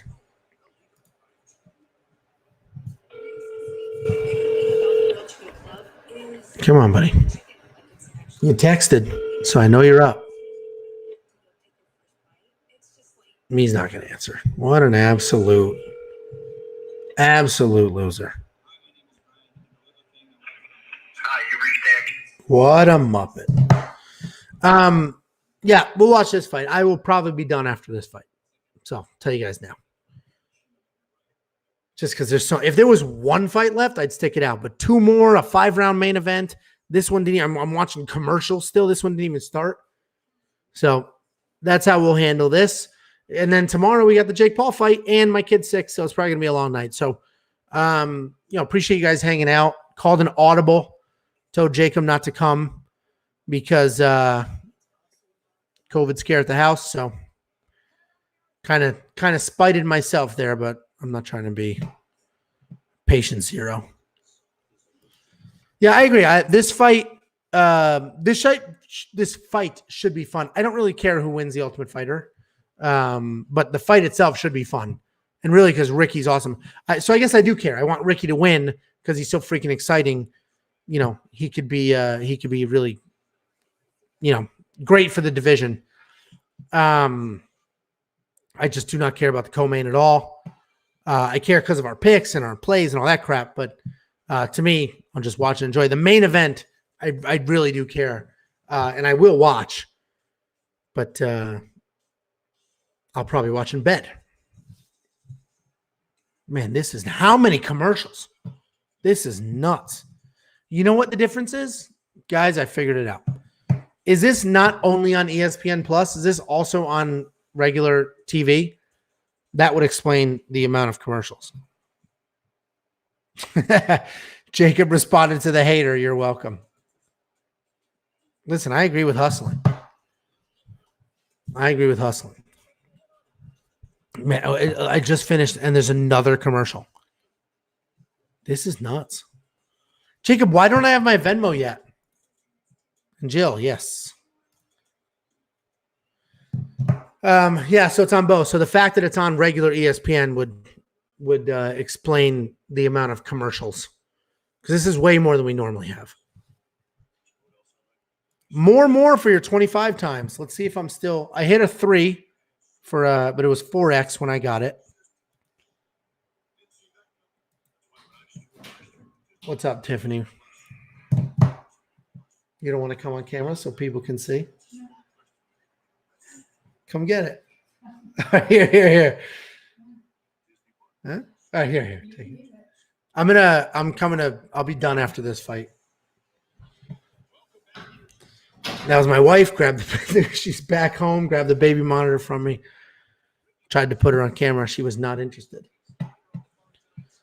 Jacob would have immediately logged out of the chat. Jacob is straight up terrified of my wife. No joke. He'll tell you in the live chat. He's like legitimately scared of her. She's a strong Southern woman. Jacob is a beta from the Midwest. Can't handle it. He cannot handle it.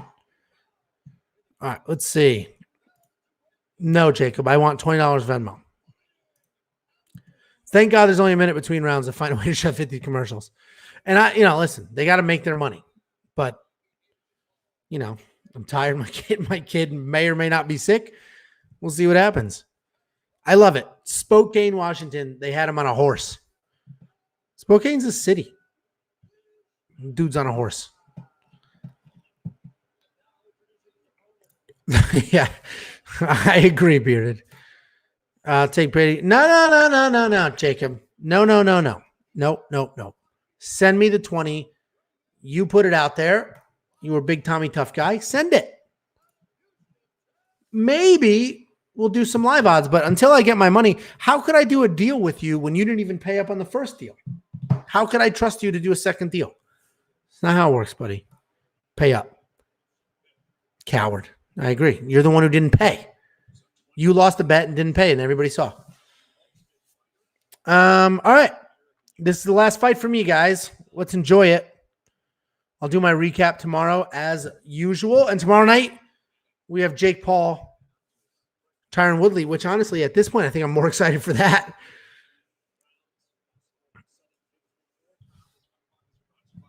All right. Well, Brady Highstand coming in hot and heavy.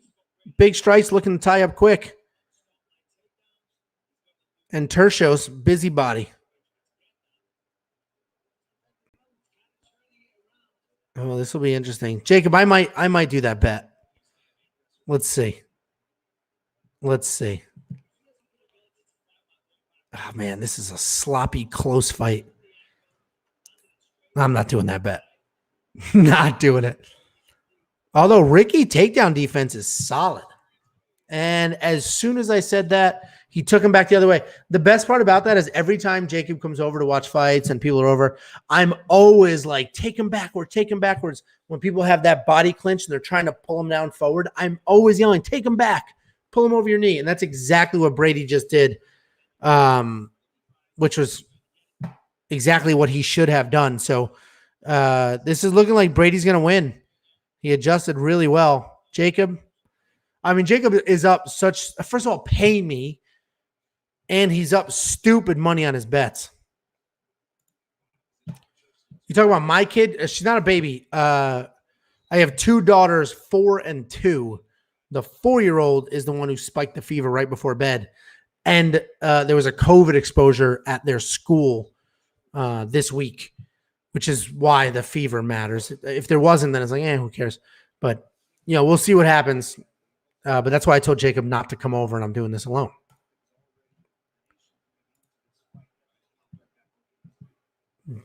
Yep. Daniel Rodriguez hit. Jacob's lock hit. Jacob's streaky as hell. Very streaky. And right now it looks like 2 in a row. That's the beginning of a streak. I don't think, Jacob, have you only hit 2 in a row before? Right? Is it like lose 11, win 11? Or like win, lose. But I don't think you've ever won 2 and then started losing again. Brady's dominating. So I liked Ricky for his craziness, his constant movement. But Brady's wrestling is dominating right now. But Ricky's never out of a fight. Dude never stops. And his takedown defense is actually pretty good. He's doing all the right things. He's in the right spot. But Brady's just not quitting. Committing to these takedowns 100%. Oh, boy.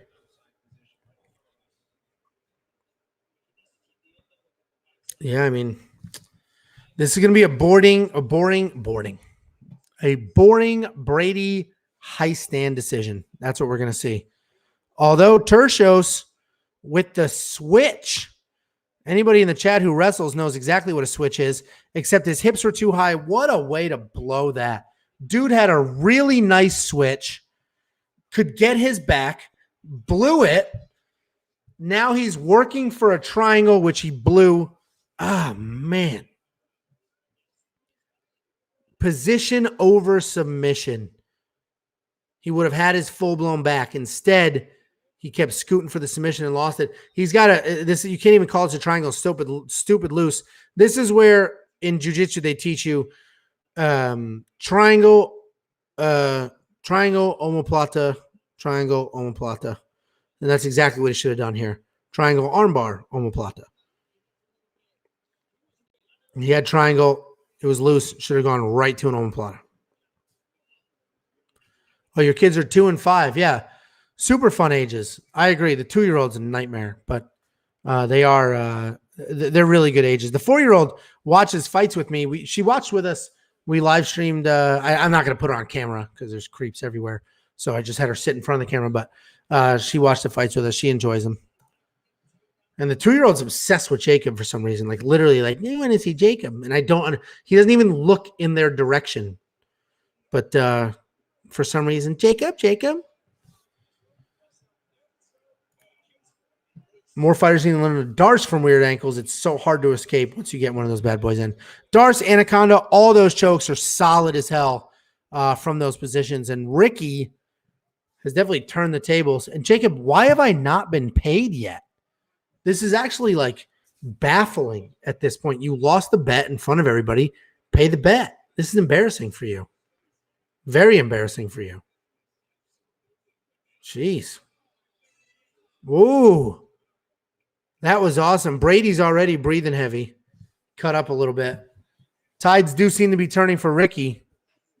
Jacob, you want to double or nothing? I'll double or nothing. I'll take Ricky. You take Brady. If not, pay me my $20. Very simple.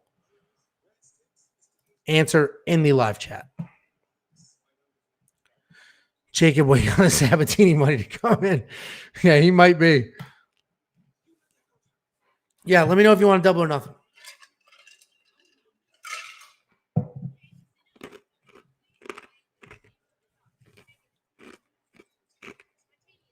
Sorry for chewing the ice, but my throat is either this whole house either has COVID or I've just been talking on freaking camera for too many hours today. At least when I did it last week, Jacob was here. It's just me. All right, double or nothing.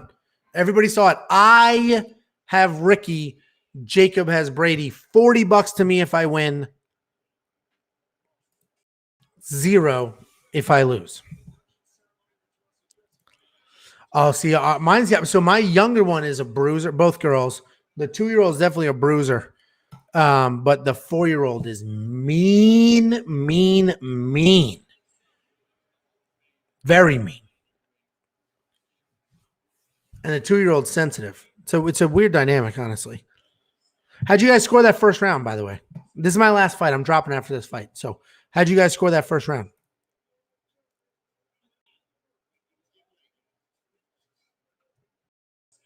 Ricky, my man. Ooh. Ricky's crazy. I mean, Brady's not. He looks, it's so funny. Like his face looks like he's gassing, but his output doesn't look like he's gassing. Oh, Ricky with a fake shot. I don't know why he did that. I probably should not have done double or nothing here. That was, should have taken the 20 and embarrassed Jacob.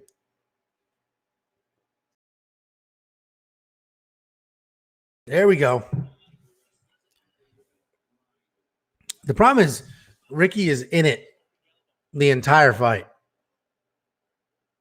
Always looking for something. We'll see. Hips up. You're not going to get a submission, Jacob. That's not going to happen. Not from Brady. He's just a straight up wrestler. That's it. 1-2 wrestle. 1-2 wrestle. Ooh, nice elbow on the break there by Brady. Brady's breathing stupid heavy. Ricky looks fresh as hell, and Brady's not necessarily slowing down, but he is breathing heavy. His face is starting to get cut up. We might get a late stoppage from Ricky here. Ricky could win a decision. Depends what the judges like. Yeah, these dudes are blowing past their numbers. Did I play any of them? Oh, Shkava. He just ate it. Do I have Ricky? I did a less on 83. There goes that 6 for 6. Oh, submit him here, and I'll get the 6 for 6. Yeah, Ricky's got the back. Again, he's going for submission instead of position. I hit my 3 for 3 for $40. What else did I hit? I still got a bunch live. How do I have so many still live?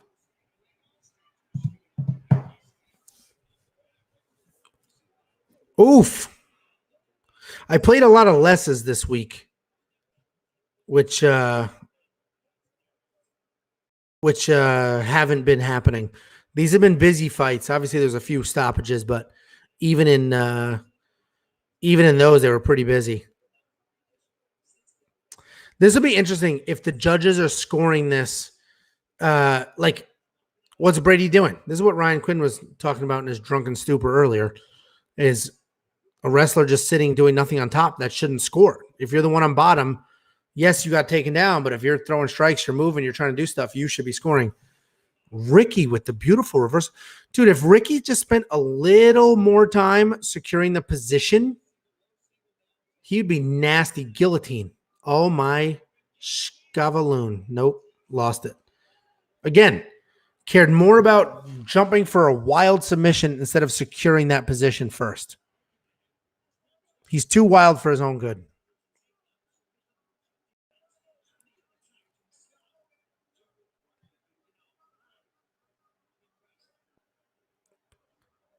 It's funny because as I'm watching this, I just feel like Ricky is the far better fighter, but Brady is just a good wrestler. That's how I see this.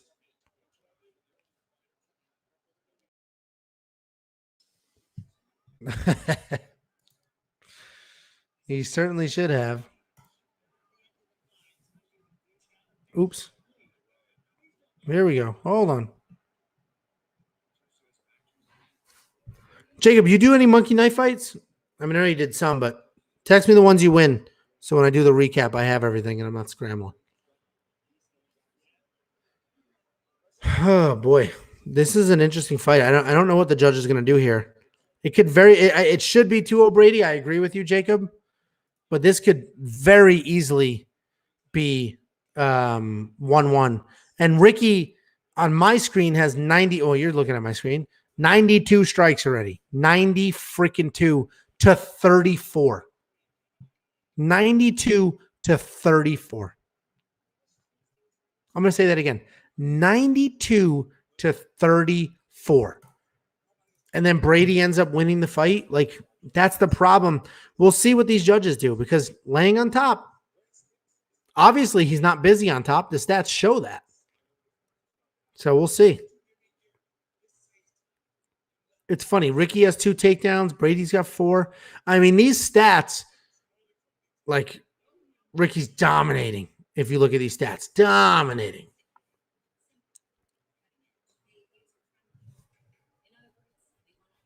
Yeah. Yeah, I wonder what he's scoring. How's everybody's lineups doing? Mine's doing pretty well, right? What do I got? What do I got? Lineups.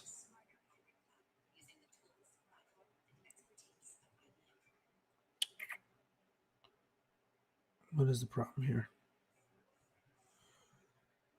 What is the problema? All right, here we go. 3rd round. And then I'm out of here. Jacob needs a stoppage. I need a Ricky to show. Yeah, these guys are going at it. Like, Brady's not gassing. I think my lineup's doing really well. I tried to check there, but obviously I lost to Muradov, but everybody lost that, so that's no big deal. I had a couple of stoppages, one super early with a under a minute bonus. I got Derek Rodriguez.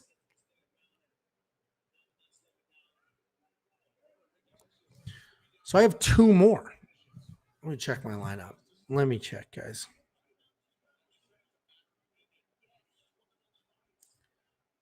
Let me check.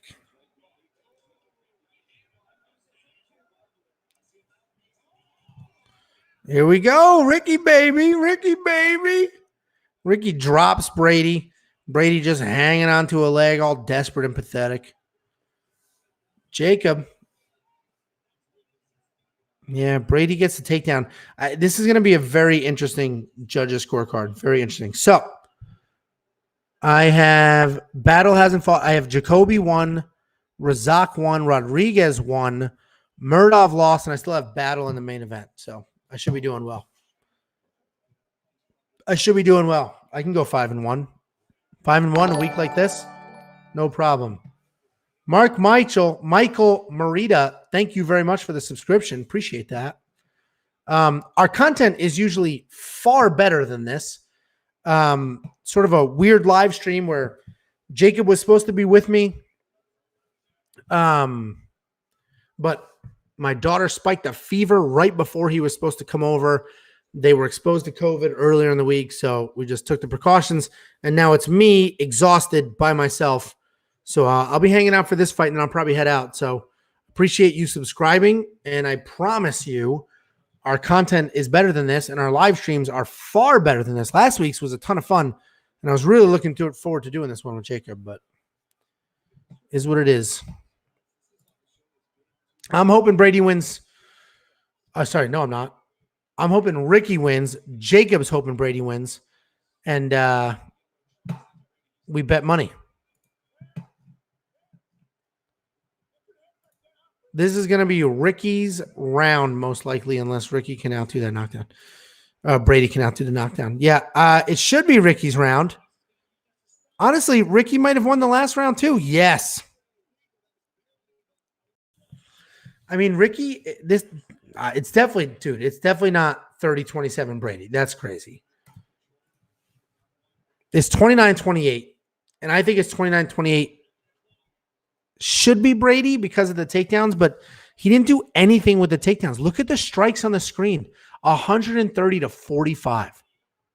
130-45. Dude did nothing. That's nothing. I mean, he almost tripled the strikes. Tripled. So, let's go, Ricky. Let's go, Ricky. I mean, Ricky's lighting him up. Hopefully 29-28 for Ricky. Ricky fought harder. Ricky's working to win. Brady's in it, but he's also just very excited to shoot a takedown and hang out on top. So this will be an interesting one when it hits the judges' scorecard. Very interesting one.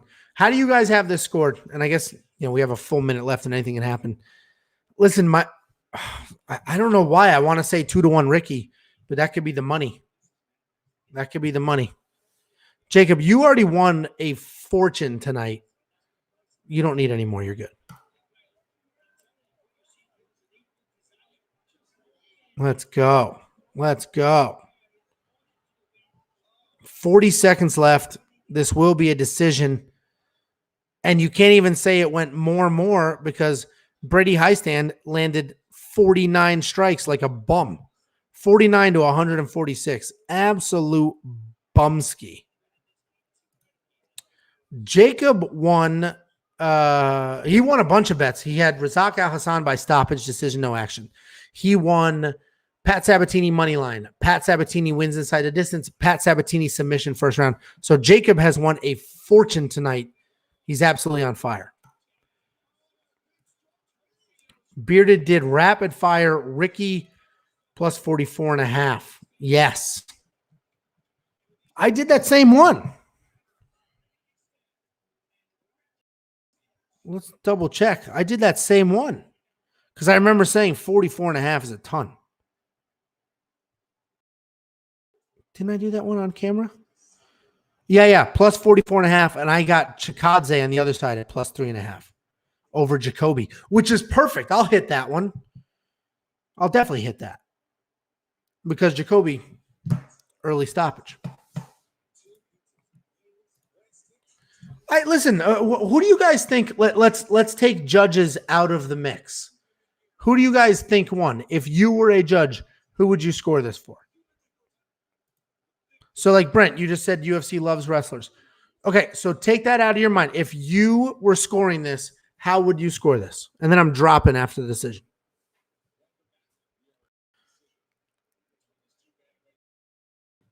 Yeah, triple the takedowns, but okay. He got more. Ricky landed more than triple the strikes. Got 2 out of 3 of his own takedowns. 2 minutes of control time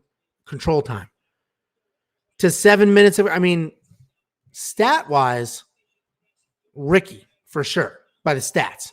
If you're watching the fight, he did spend a lot of it on his back because of the wrestling. A little less than half. Barely less than half. 3 seconds less than half. Yeah, he probably is. And Ricky is definitely the better fighter. Definitely the better fighter. 100%. They should give him this contract because he's the better fighter. I mean, Brady has no real future. You fight somebody who defends takedowns and you're screwed. Where Ricky can fight anywhere. And that was a very good fight. I agree. This is a fun fight. I'm going to end the live stream after this decision. So I appreciate anybody who tuned in. Sorry it was cut short. Sorry, it's just me. Things happen. And the night didn't go the way we thought it would. Here we go.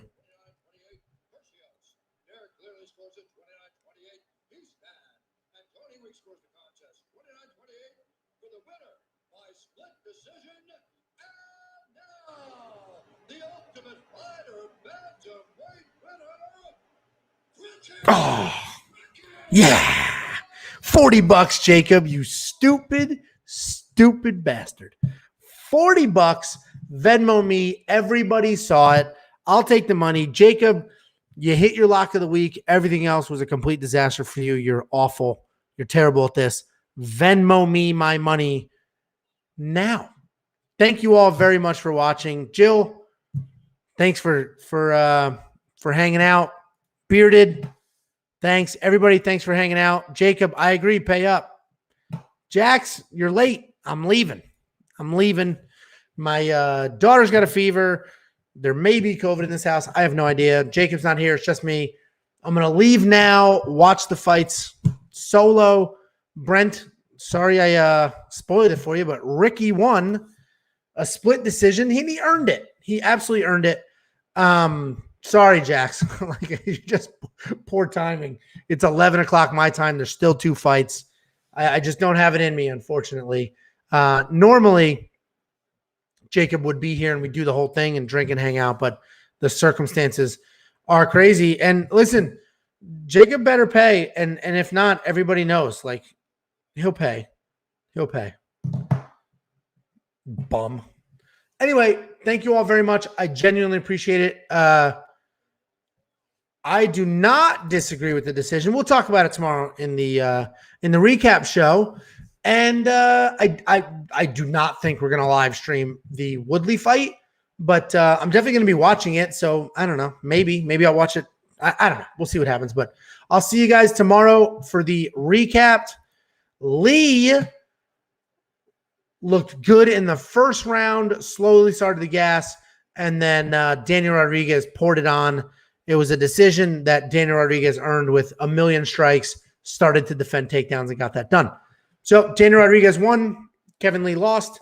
Jacob's lock of the week hit. Overall, pretty good night. We'll see how my monkey knife fight plays out. I was on the wrong side of a few, but that's the beauty of 3-time payouts and 6-time payouts and all that crap. So I will see you guys tomorrow. Thank you, everybody, for tuning in. Jacob, pay me my money. I am better than you at picking fights.